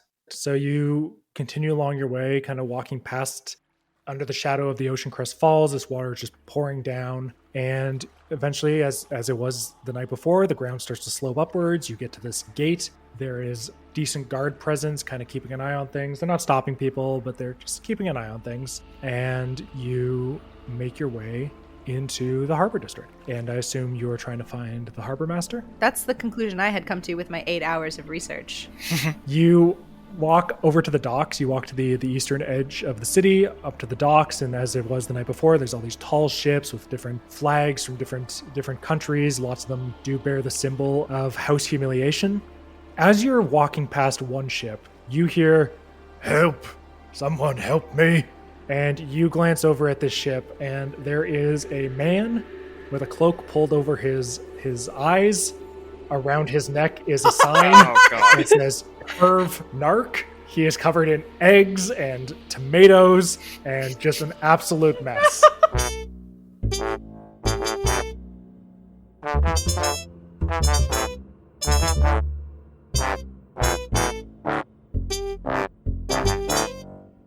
I hand the letter. I elbow Faunalyn and give her the letter. I'm like, do you want to do this one? Oh, it's you! My would-be lover if I weren't on my period. Clay, cut the man down, please. He kind of wiggles his head around, trying to kick the hood up so he can get a look at you, and says, "It is you. You've returned to me. Changed your mind, have you?" No, my flow is heavier than ever. Once again, that's not a deal breaker. If you could see the quantity of blood, it would be. I would love to.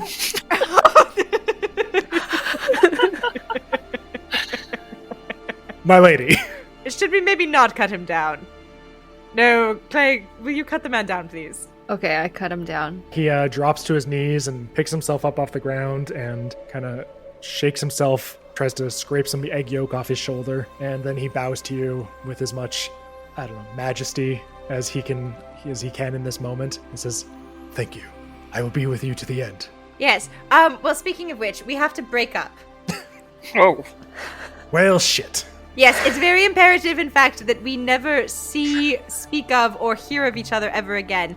But also, I found this letter for you on the ground, so this will be my parting gift. I need the juiciest deception roll from you. Oh, let's see what I can do. Oh, that's a nat 1 plus a 7. That's unfortunate, because he was rolling with disadvantage, but he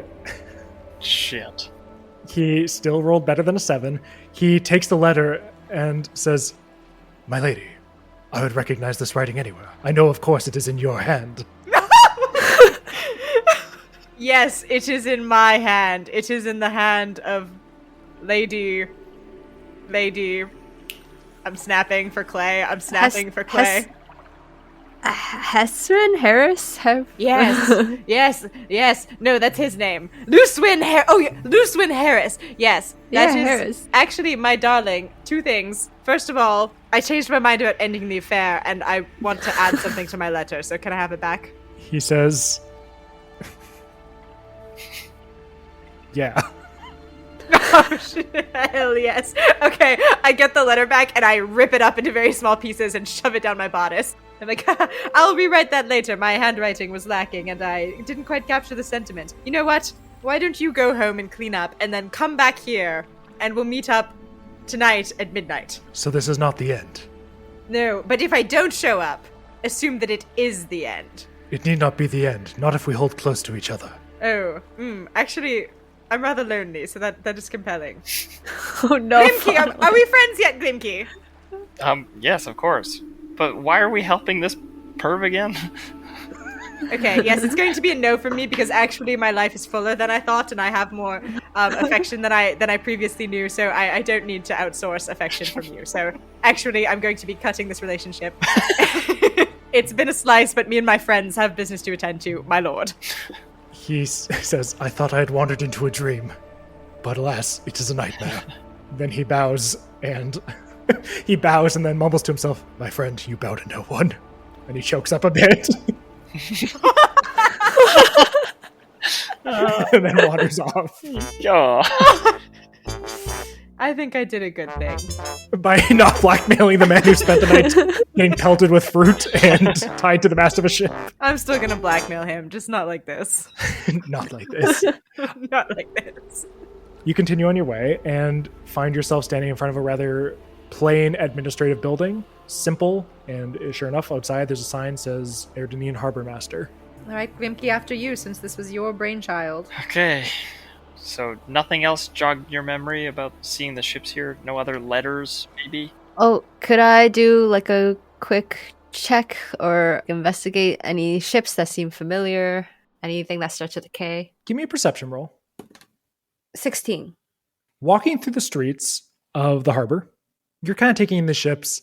You don't see any that immediately scream familiarity. The ship you saw was like of a medium size. It wasn't one of these big triple-masted ships. It wasn't a rowboat. It was, of an average size. You're looking around. You see a few ships with K names. There's Kingfisher and Kilkenny's Lament, but none of them are immediately ringing a bell. When you were there that night, were you ever on the ship at all? Or near the ship? Was I? Not really. You kind of offloaded the package and it was taken up into the ship. Yeah, I wasn't on the ship. I see. Yeah, there was a couple cloaked individuals, hoods pulled low, couldn't see any features, and they took the cargo from you. I am starting to think that these people probably won't be just handing over the list of ships that have come through here. Do you think? Yeah. Or should we think of some way to snatch a copy of this list? Yeah, these records aren't really public, are they? Do we know what kind of things might have been on the ship? Or is that too specific? Did I see anything else on the ship? No, it was dark. You were starting to get freaked out because the package was moving a bit. I see. Yeah, I was saying some stuff that was muffled. I see. Okay. It seems our best course of action is to be doing what we've been doing all day, and that's lie about our credentials. So not only is Reginald a gardener, he is also some sort of seafaring tradesperson, and you, Flora, will be my first mate. Okay. And Faunalyn, just fill in where you see it. Just yes and, let's go. You've got it. And should your ruse fail, I am in fact of the Vaydark family with whom the Humiliation House directly ships. So, maybe there's something we can use there. But I like your plan. Let's go with that first. As you say that, Glimki does like a perfect heel turn in the step and turns back around. Sorry, you have a connection to shipping? Well, the Vaydark family of Uleth Orthiad, they are currently handling the responsibilities of the former Thrillwin house in terms of handling the lumber shipments in and out of Uleth Orthiad, which I happen to know, thanks to my vigorous researching earlier, the Humiliation House directly deal with. And humor me, do you happen to have a list of ships under the control of these families? Sadly, that would probably be back home with Mumsy and Dadsy. Okay. But, at least then we can cross-reference it with something. Not to be accusatory, but in this situation, coincidence is not something to be overlooked. You're saying this person left on a ship. I'm not pointing fingers, but perhaps this connection to the family you seem to be a guest of is not just a coincidence. Interesting. Well, actually, I do have a theory about Amala and Kazarin. Have I mentioned Kazarin's family history? Go on. Okay, it's top secret. You can't tell a soul, but given that we are friends now, I assume I can have your discretion. Basically, the Bertholds weren't always nobility. Nobility, as we all know, comes and goes, but they came rather recently into nobility, not 1 or 2 generations ago, when in fact, formerly, a princess of Erdenine was kidnapped, and the king offered a remarkably similar boon. And Kazarin's grandfather, I believe it was, said that he wanted to be elevated to nobility after he had returned the princess. And this would all just be a history lesson, except Catherine's come on hard times recently. How so? K stands for Catherine. The K stands for Catherine. All I know is that he gambles like a fiend, and I think he's running out of money. Faunalyn, how well do you think you know this family? Oh, I've been living with them for a year, which is to say we're essentially strangers. I don't want to speak out of turn here, but is there potential here? I mean, the coincidence that they've also got their nobility from a kidnapped princess and now, again, using their connection to these ships. Am I being crazy? Oh, no, I'm fully Berthold-pilled. I think they might be behind it. I don't know what your two plans are with this promised boon, but for me, when this morning the king announced it, I immediately resolved to recover the princess because for personal reasons that I don't feel like getting into, it would be tremendously helpful for me to have access to a king's boon and also to stop suckling at the teat of Amala and Kazarin. I haven't really thought about it yet. I'm kind of more invested in just helping the young lady who's missing. Yeah, I think we just, shouldn't the princess be rescued? Clay, you're the one who kidnapped the princess, so the horse We need to find her. Clay's also the first one that stepped up to help, sort of, before the boon was promised. That's true. So...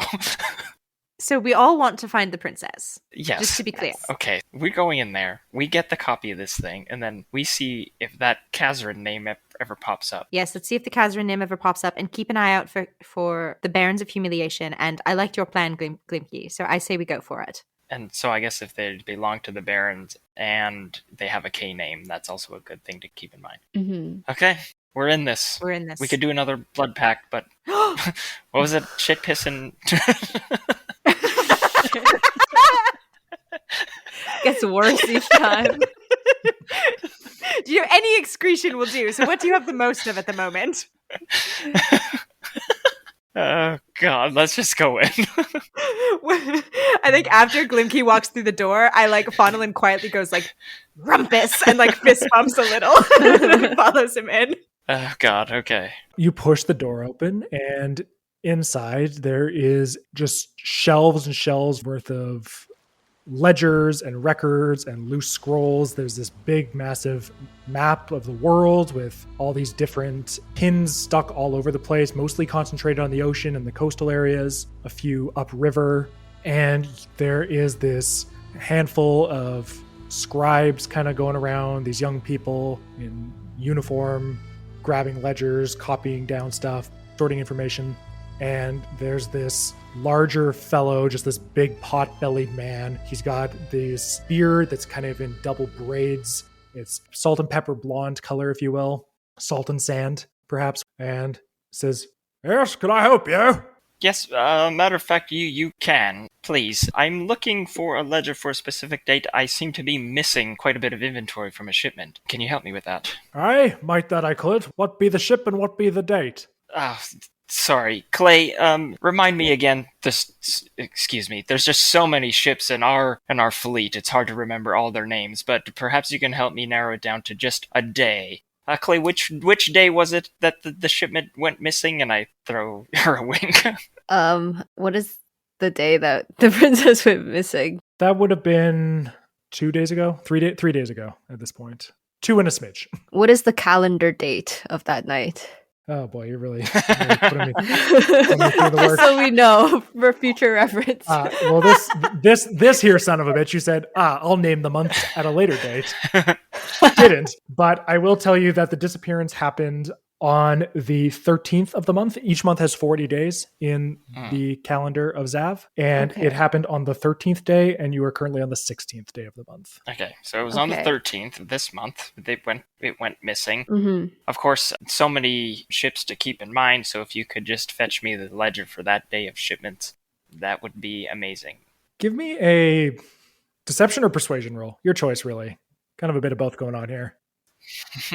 Let's go. 18. Yo. Persuasion is what I rolled with. He looks at you for a second and says, "By all means, young master. 1 second, please." And he shouts over at one of the scribes and says, "Terrence, the ledger, if you will." And this kind of weasel big rimmed glasses looking guy. He runs over to a shelf and he pulls out this big ledger and he plops it down on the table. And the harbor master says, "The 13th, you said," and he pulls open the book and reveals that a handful of pages have been torn out. "What is the meaning of this? Terrence, did you do this?" No, sir, I did not." "This is most concerning. Someone's been tampering with our records." Concerning is not even half of it. What kind of establishment is this? Now I have a whole shipment missing and no proof of the matter because of your mismanagement of this establishment. "Now you mind your manners, young man. I won't have you lecturing to me. I'm the harbor master. I have been for 20 years, and this is unprecedented." 20 years and how many pages missing? "Just these, I assure you, sir." A likely story. Is this the only copy? Like, there's no other copies? I'm afraid so. There might be personal records for individual ships or companies, but this is the only comprehensive copy of every ship that makes port here in Erdenine. Hold on. Do you keep track of all the ships that are docked for a period of time on the in and the out? We have record of when the ships come in and when they go. My only thinking is you get some of your hands here to look through the week leading up to this day, and then the week after, and if there's an inconsistency in what ships were docked the week previous, and then the one ship that's missing, we can find a difference in when ships were here. That's if it didn't just show up on one day and showed up afterward and left on the same day. How many pages are missing from the book? It looks that about 4 or 5 have been torn out. So that's like several days around the date that we asked for? Yeah. Damn it. Okay, no, they would have considered that. Who has access to these files? Who could have done this and ripped out the pages? Well, there's myself, and I assure you, ma'am, it was not me. It's my staff, and I would turn their skin into sails if they ever did such a thing. I assure you as well. And beyond that, I mean, no one would have official access to these documents. I can assure you of that. I'm doing a lot of assurances right now. I feel very assured. Damn it. Is there anything else in the room that looks interesting? Like you said, there's a lot of scrolls and ledgers and stuff. Anything else that's eye-catching? I mean, you look around. It looks like a lot of these are just like ship's manifests, tax receipts, information about duties owed, and things of that nature. Beyond that, not so much. No, like, names of ships that I can see. I mean, not like printed on the wall. I turn to Faunalyn and I give her one of these, like, that was all I had.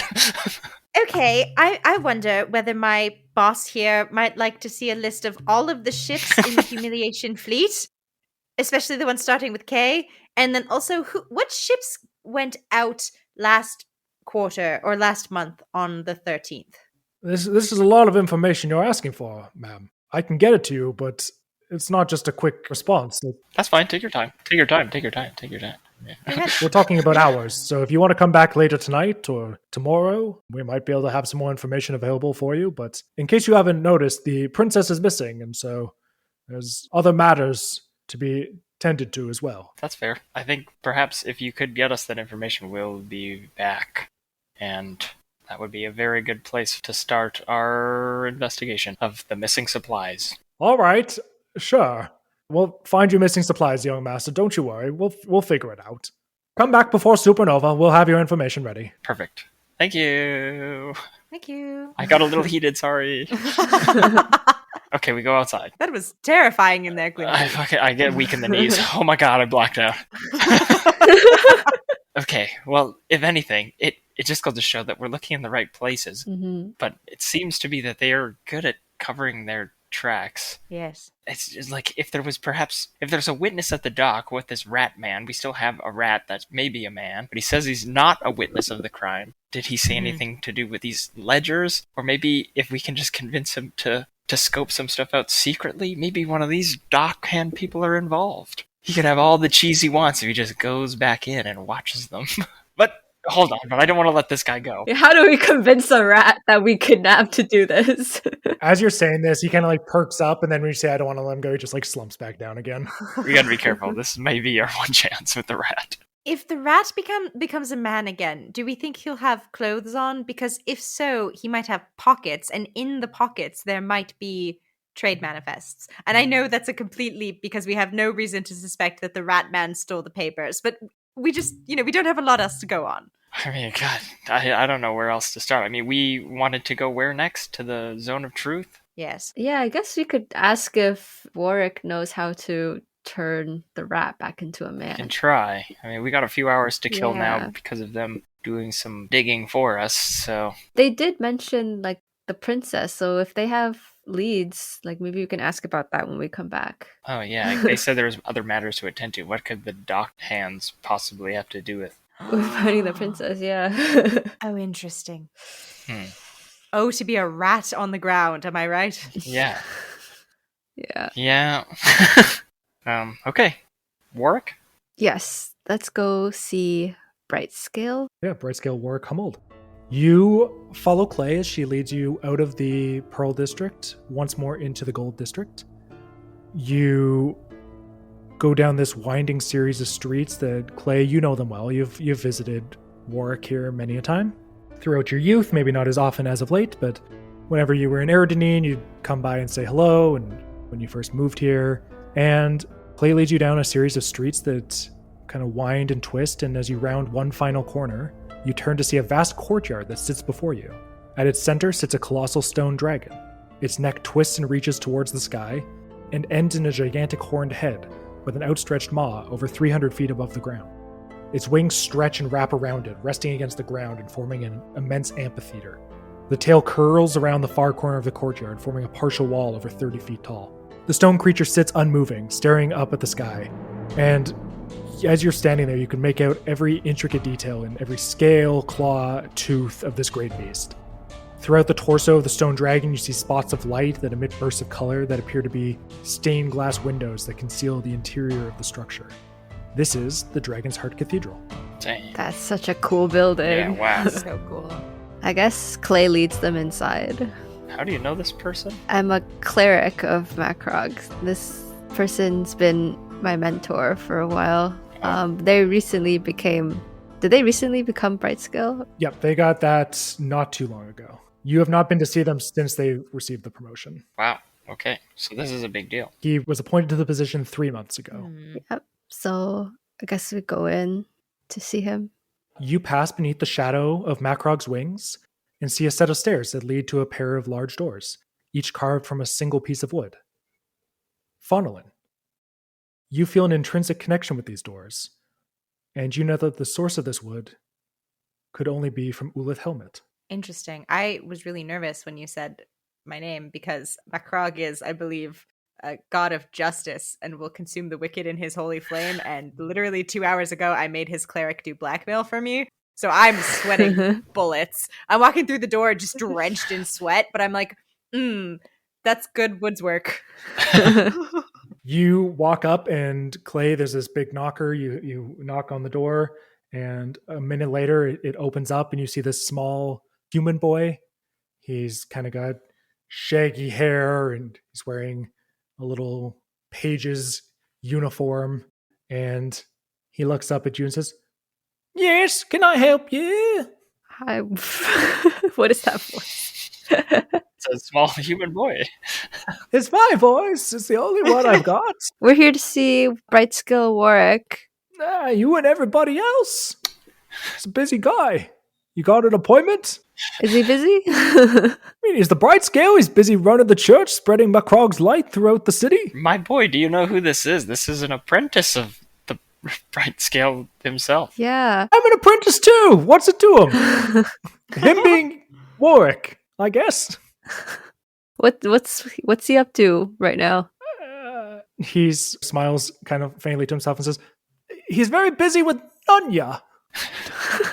I'm going to grab Clay's arm and be like, this is a power play. Don't ask who Nunya is. Didn't we meet Nunya? Yeah. Tell Brightscale Warwick that we have business with him. Give me a persuasion roll. 17 plus 4. Whoa! Yeah. The kid says, "You don't know it, but you're being owned right now. Like, I'm really owning you." Fine. And he goes inside, and he comes back a minute later and says, "All right, fine. I was wrong. Sorry. None of my business, I guess." He opens the door and leads you through this small entry hall with several doors branching off. He takes you through the largest of these, and you find yourselves in the heart of the Dragon's Heart Cathedral. Rows of pews fill this hall, facing a dais at the far end. A singular piece of stained glass winds around the entire room, depicting an immense dragon with scales of all colors, flying throughout Zav and bringing light to the darkness. Above the dais, this tableau shows the multicolored dragon in a fierce battle with a dragon of pure shadow. Jet black wings engulf this creature, and its skull is shattered. The two beasts claw and bite at each other, and the multicolored dragon emits bursts of fire, acid, and ice at its foe. Your attention is pulled away from this stunning piece of art towards the ceiling. More than 150 feet above you hangs a heart made of crystal. It pulses faintly and emits hues of pale blue and pink that gently illuminate the room. The object is over 20 feet in diameter, and if you look closely, it appears to be hanging freely, just slowly spinning in space. Whoa. As you're standing there, this elven man appears to be middle-aged for an elf. He's got long cinnamon brown hair and these bright green eyes. He's got a tanned complexion and wears this large holy symbol. This sphere covered in dragon scales hangs off his neck. Whoa. And he walks up and says, "Play, how good to see you." Bright skill. Warwick, congratulations on your promotion. Oh, thank you. No need for formalities. We've known each other far too long for that sort of thing. I hope the boy wasn't too hard on you. He's, incorrigible, but we're working on him. Oh, no worries. I have so much to tell you. So much has happened in the past few days. Isn't that the truth? City's been in quite the state these last few days. I hope you've been taking care of yourself. I feel very troubled, and I feel like as a cleric of Macrog, I have to help find the princess, you understand? That's very noble of you. The world needs more beacons of light in these dark times. Yes. I've come to ask for your help. I think I have a witness who might have seen something related to the princess's disappearance, and I need your help. They're not willing to speak. He raises his eyebrows and says, "That's most fascinating information. Is this person unwilling to speak because they were complicit in some way and they fear retribution, or is it more that they were an observer and fear punishment from those that would do such a heinous act?" Oh, no. It's because he's a rat. We hold out the rat. His motives are unclear, but He's inscrutable. Yes, I can imagine so. Who knows what wicked thoughts lurk in the hearts of man and beast? yes. Can you help us? This rat is a man, and we want to speak with him and hear the truth from him. This is not the conversation I was expecting to have this morning when I woke up, but I'll see what I can do. Thank you. Place the creature in the center of the room beneath the heart, would you?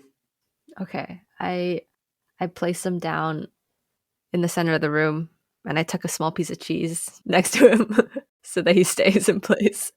And Glimki is gonna, position himself to be, kind of in between both of Faunalyn and Clay here, and kind of grip his sword and shield. I don't know what that thing is. Wait, to be clear, are you standing in front of us or are you standing behind us? In front of you. Oh, that's so noble. Glimki cool again. Damn it. You need not fear the heart of Talstein. It is here to protect all who walk in Macrog's light. And then the priest opens his arms up and looks at the ceiling and says, "Mighty Macrog, I pray that you burn away the curse that afflicts this creature, reveal its true form, so that it may face your holy light." And the room starts to darken, and all the light seems to concentrate on this crystal, and then this beam of light shoots down from the center, illuminates the rat, and you kind of lose it. There's this glow effect where you can only kind of see the shadow of it, like when a Pokemon evolves. Mm-hmm. And it starts to pulse, and you watch as it starts to elongate, and then you watch as it kind of takes on a humanoid appearance, and the light fades, and the priest says, "Whew, quite the morning workout." And in the center of the room lies a man. He has greasy hair, and the rope is kind of tied around his neck like a leash. He is completely naked otherwise, and he's kind of curled up, and says, "Hey, what's the big idea?" We were right. We were right. I knew a this man. rat was a man. That's a man. High fives. High fives. Oh man, that feels good. That's a win, Guys, right we're there. really good at this. Yeah, we're holy amazing shit. at this. Okay, now what? You look over at the priest as you say "holy shit," and he kind of furrows his brow slightly. Sorry. Sorry. Okay, team huddle. So, Okay, first order of business. yes. Magic rope slither forth and properly entangle this man who is no longer a rat. It's still tied around his neck. He's just strangling him right now. I just feel like he could run away with the rope still around his neck, maybe. Ah, well, someone hold on to it, I guess. Okay.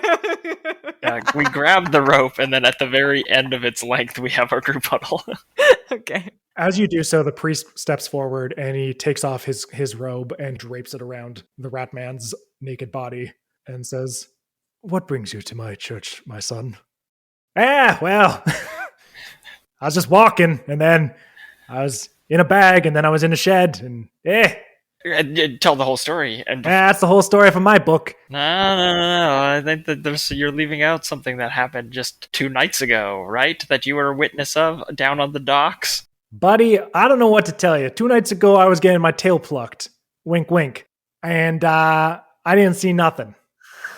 Insight. Go for it. 18. Nice. Yeah, he seems like he's being honest. He seems pretty adamant that I don't know. He doesn't seem cagey about it. So we got the wrong rat. Yeah, you got the wrong rat. You think all us rats know stuff? Wait a minute. Maybe he doesn't know anything about the princess, but he might know something about the other events. What?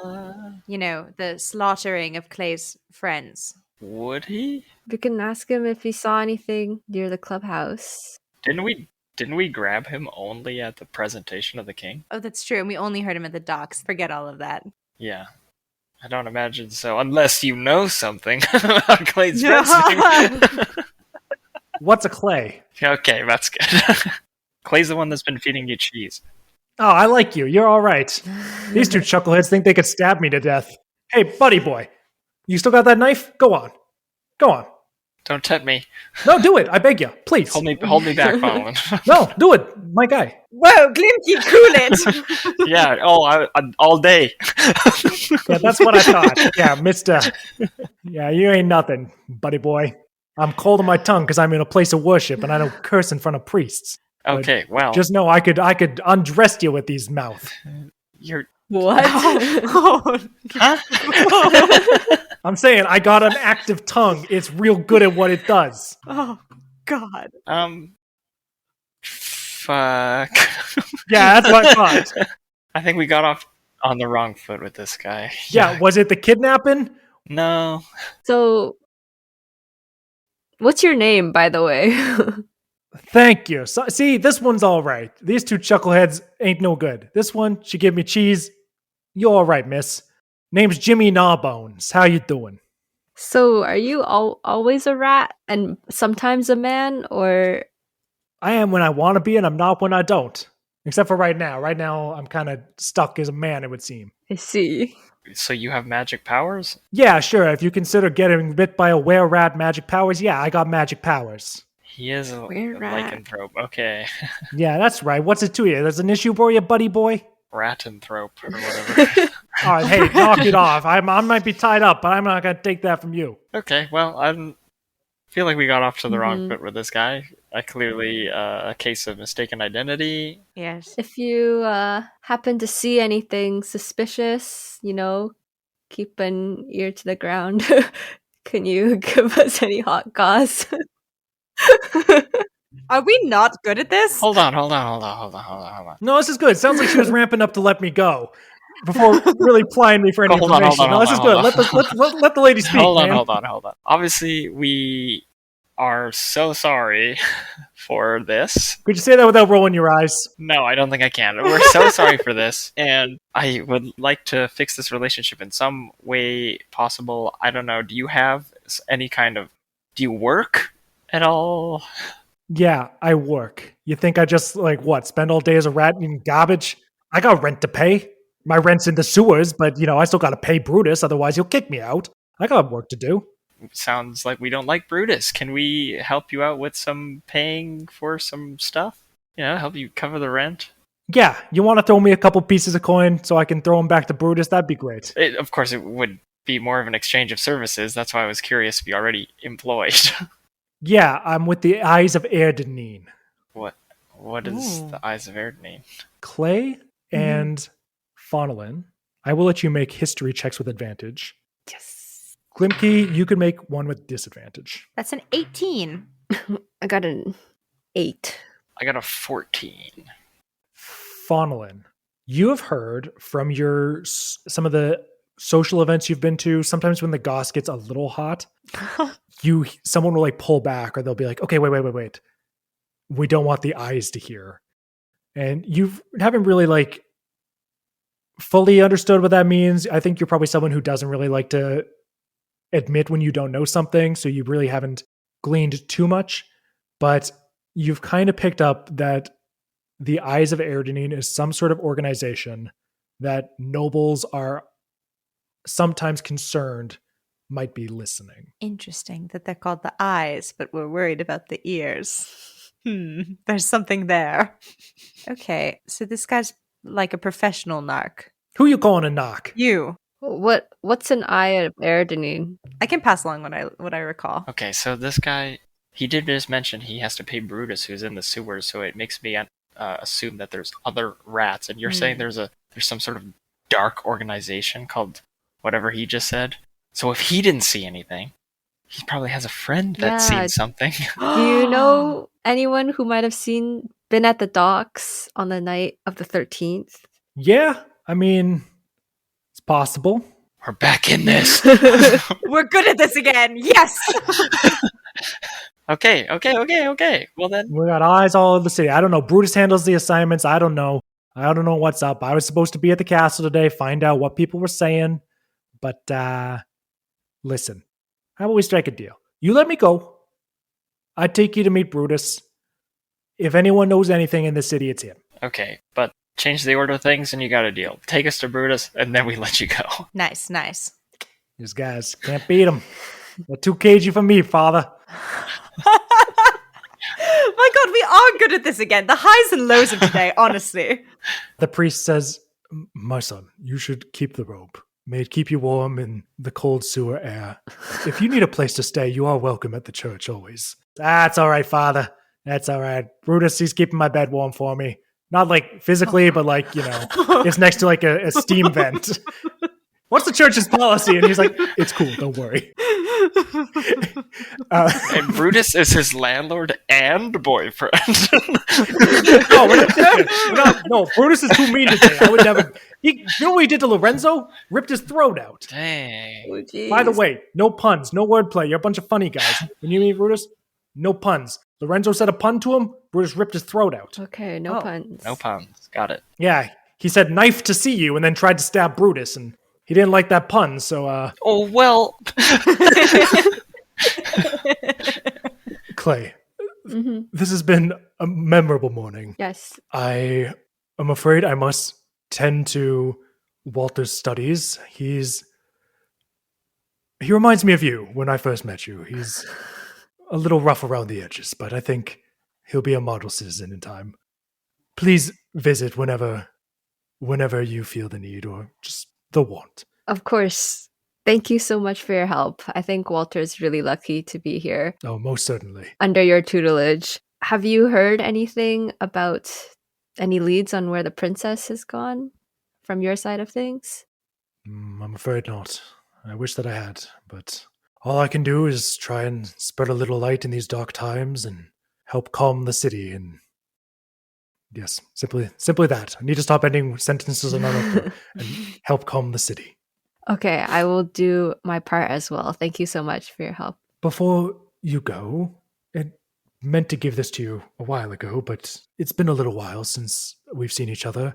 And he reaches into his pocket and he pulls out a little amulet. It looks kind of similar to the one he is carrying, but does not have any scales. It's like kind of this dark orb and has no scales on it. May this amulet keep you safe, and may it always help you walk in Macrog's light.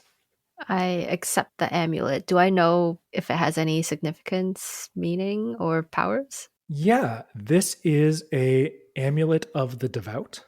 It's an amulet of Macrog, and while you wear this amulet, you can use your channeled affinity feature without expending one of the feature's uses. Ooh. Nice. Nice. I accept it reverently, and I pull him into a hug, like a big bear hug. Strong as ever. Thank you so much. I will treasure this and come see you again soon. Excellent. Please do.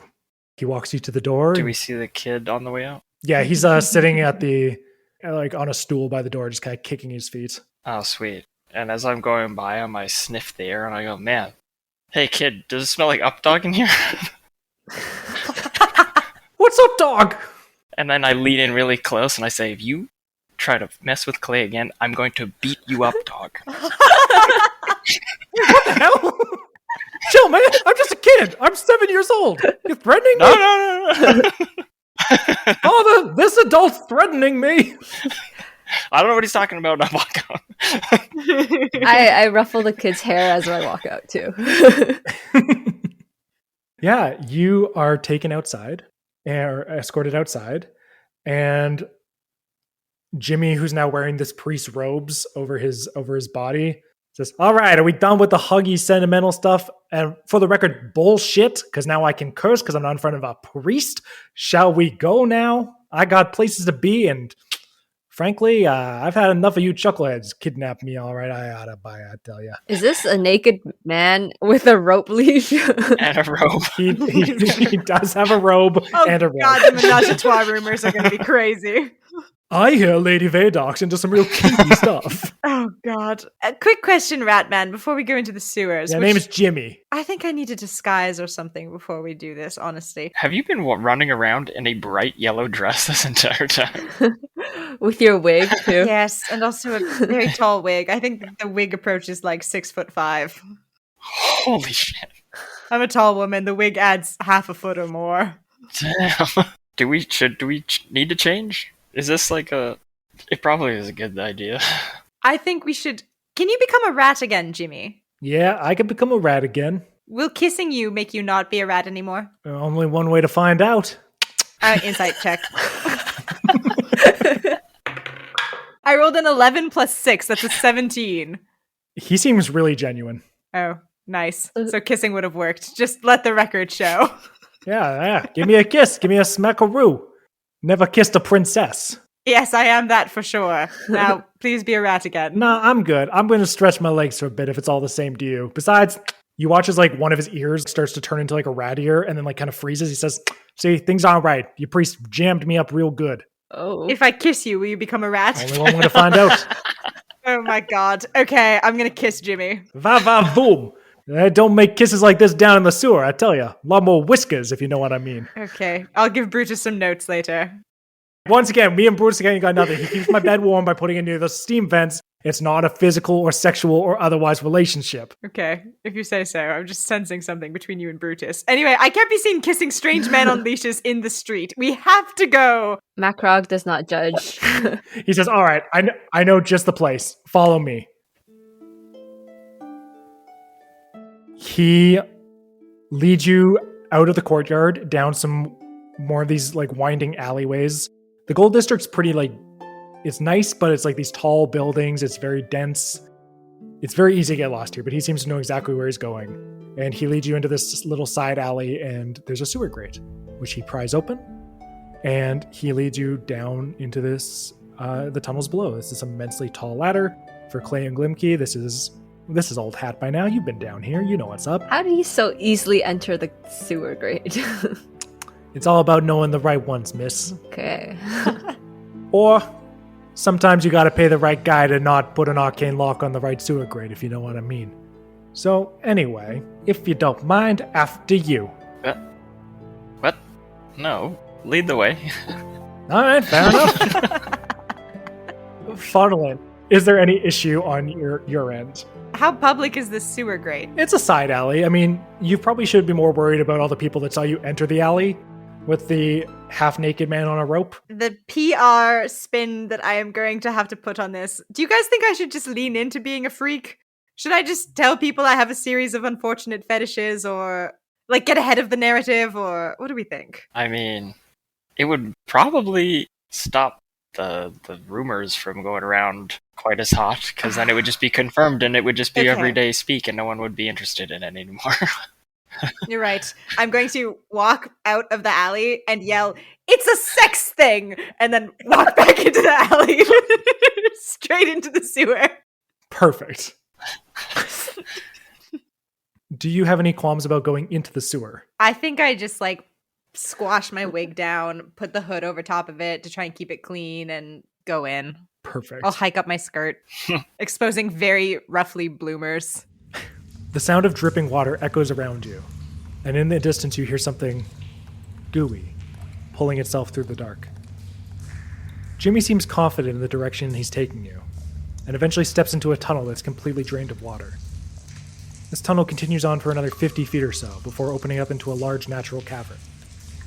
Piles of rubble are scattered through the chamber, and several other tunnels branch off into the darkness around you.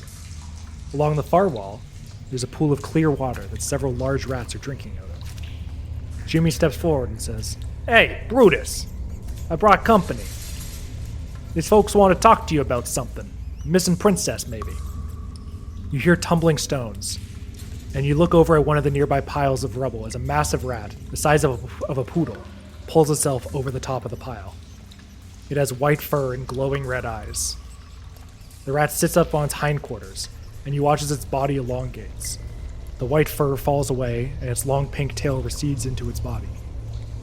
Before your eyes, the creature transforms into a man. He has pale white skin and light blonde hair. His body is sinewy and covered in tattoos.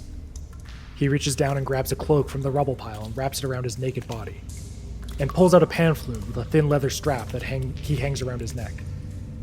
He pauses for a second to take you in, and then says, "What can I do for you?" Ooh, I like that voice. That's a cool voice.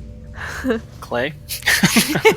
So we were wondering if we could ask some of your rat people if they've seen anything suspicious going on at the docks on the night of the 13th of this month.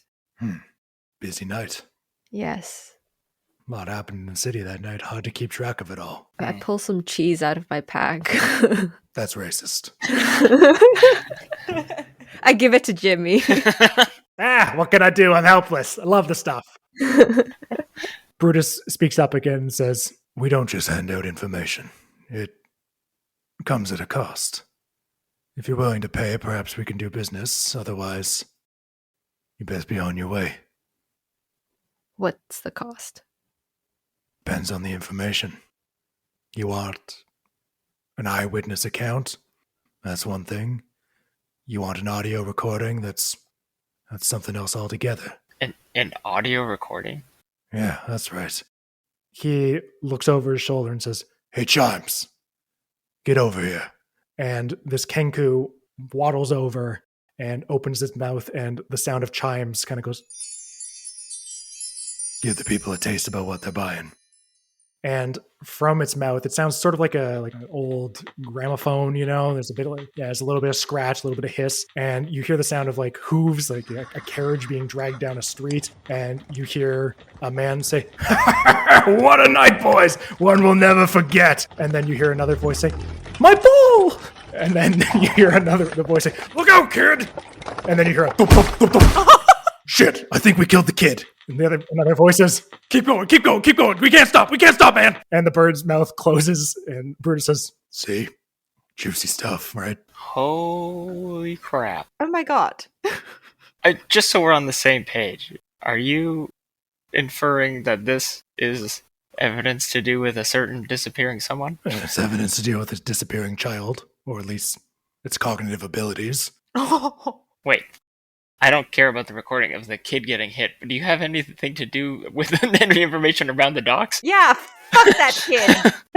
he looks over at Clay and says, Pardon the expression, but why buy the cow when you can get the milk for free? Oh, I'm not going to give you information about the thing you're asking for unless we come to terms. Oh, okay.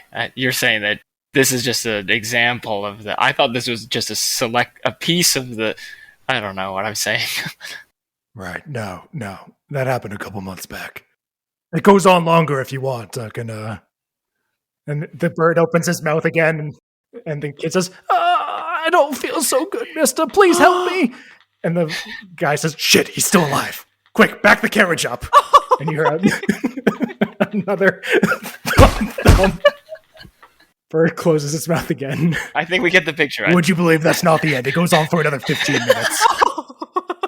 Okay, so if you... Oh my god, how much would it cost for a certain piece of audio recording on the night of a disappearing certain someone around the docks, if you were to have it? 1,000? Copper nice. No, mate. We're talking something a little more heavy. Silver. No. But he kind of scratches his chin for a second and says, speaking of silver, there's something I'd be willing to trade for information. Go on. Shipment of silver's coming into the city. Trident guards are bringing it in.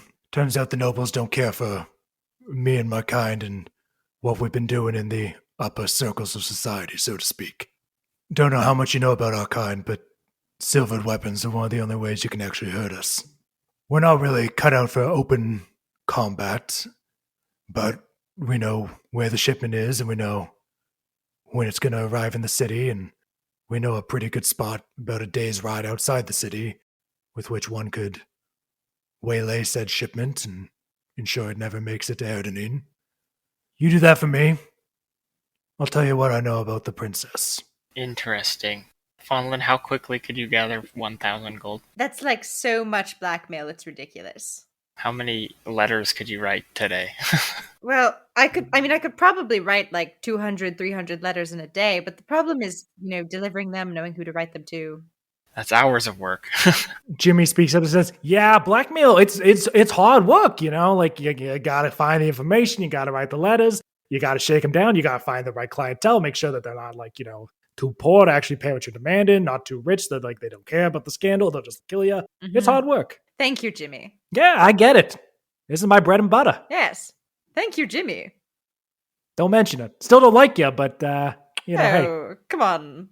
We're old friends now. I can respect a fellow practitioner, I thought we were cool now that we've kissed, but okay. No, still hostile. Yeah, you're not so bad. I forgot about that. Hey, boss, I kissed this princess.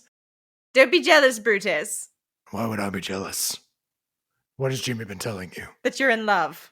Jimmy, come up here so I can rip your throat out.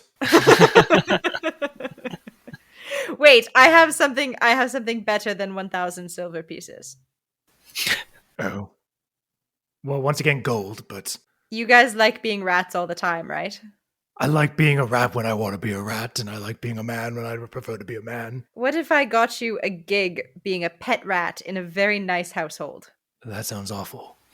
Okay, yeah, I thought it might. It was worth a shot. I thought it would be bad, yeah.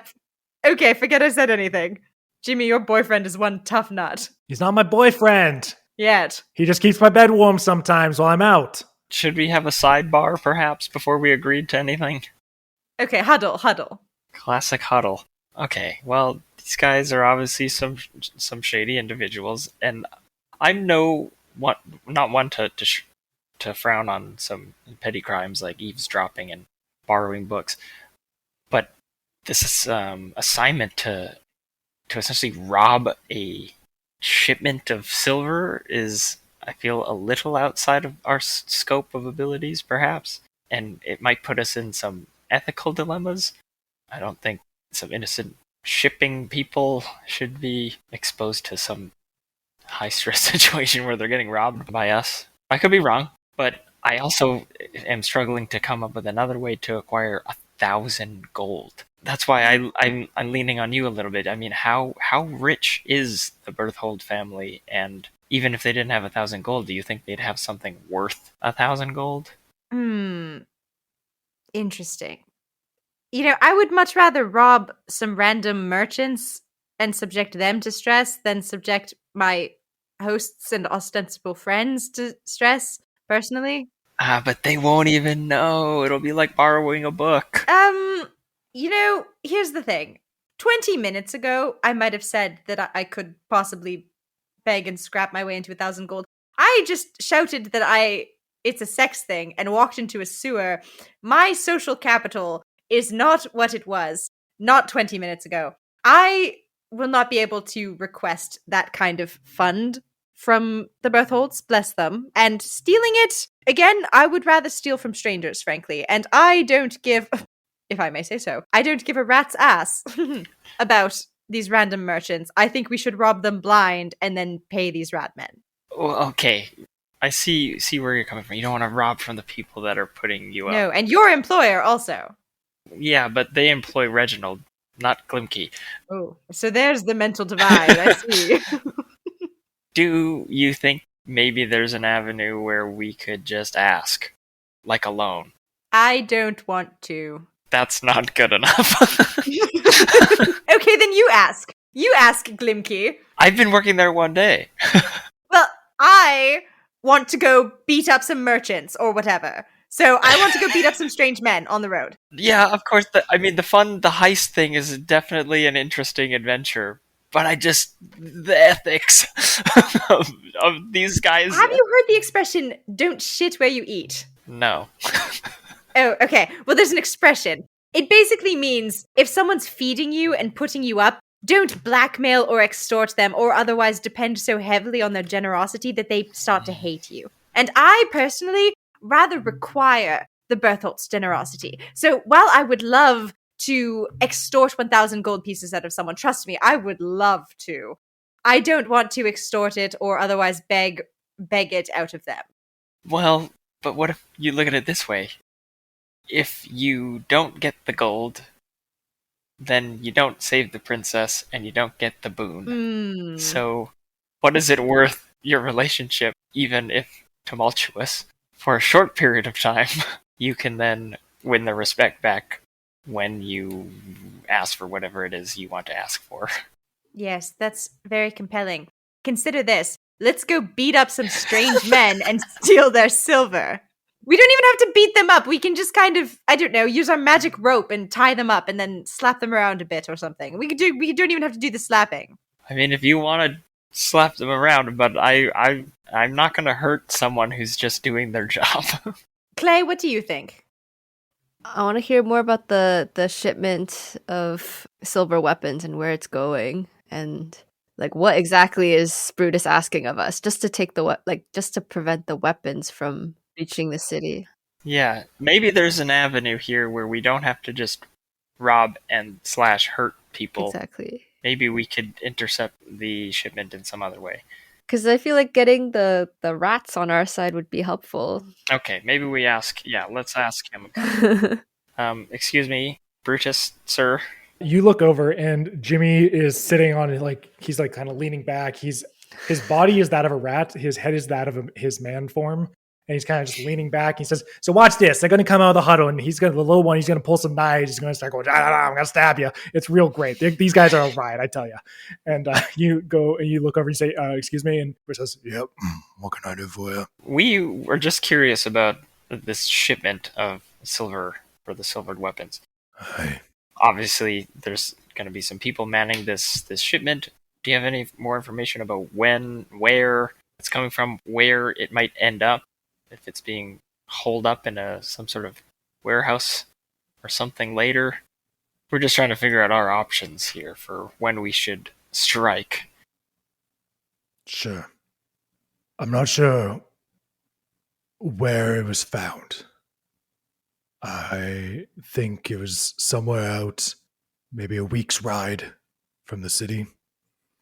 I hear they're coming back, got some advance notice from a friend of ours, an associate, a whale raven, flew on ahead. By my reckoning, they're about 3.5 days out, coming here to the city. Once they arrive, the silver will be melted down, used to make weapons, and then, well, I imagine they'll be coming down to flush us out, so to speak. So where would they be bringing something like that? I'm not sure. Whatever facility they've got, probably Copper District, maybe Pearl. need some sort of refinery, but I'm not sure the exact plan. Okay. Once it gets into the city, it's going to become a problem for us. Okay, the whole ethics thing, now I see how it's... These people are going to die. Okay. Yeah, someone's shipping silver to exterminate all the were people. Interesting. Now my qualms with the robbery are, I think, dealt with. Now you want to slap the guys. You want to slap them even harder. Well, if it has to come to that, yes. But I would feel worse if we didn't help. Mm-hmm. And of course, the deal's still on the table if we are able to do this. No gold payment, and we can get that recording. Aye. If you need a safe place to go in the meantime, the Temple of Macrog can help. Kind offer, but we're more comfortable down here than we are in a holy place, if it's all the same to you. If you want to be a rich lady's pet, I can hook you up. You could do tricks and she'd feed you cheese. I can't tell you how much I don't want that. So, we have an accord? Yes. I think so. Very good. Blood, spit, or piss? All three, brother.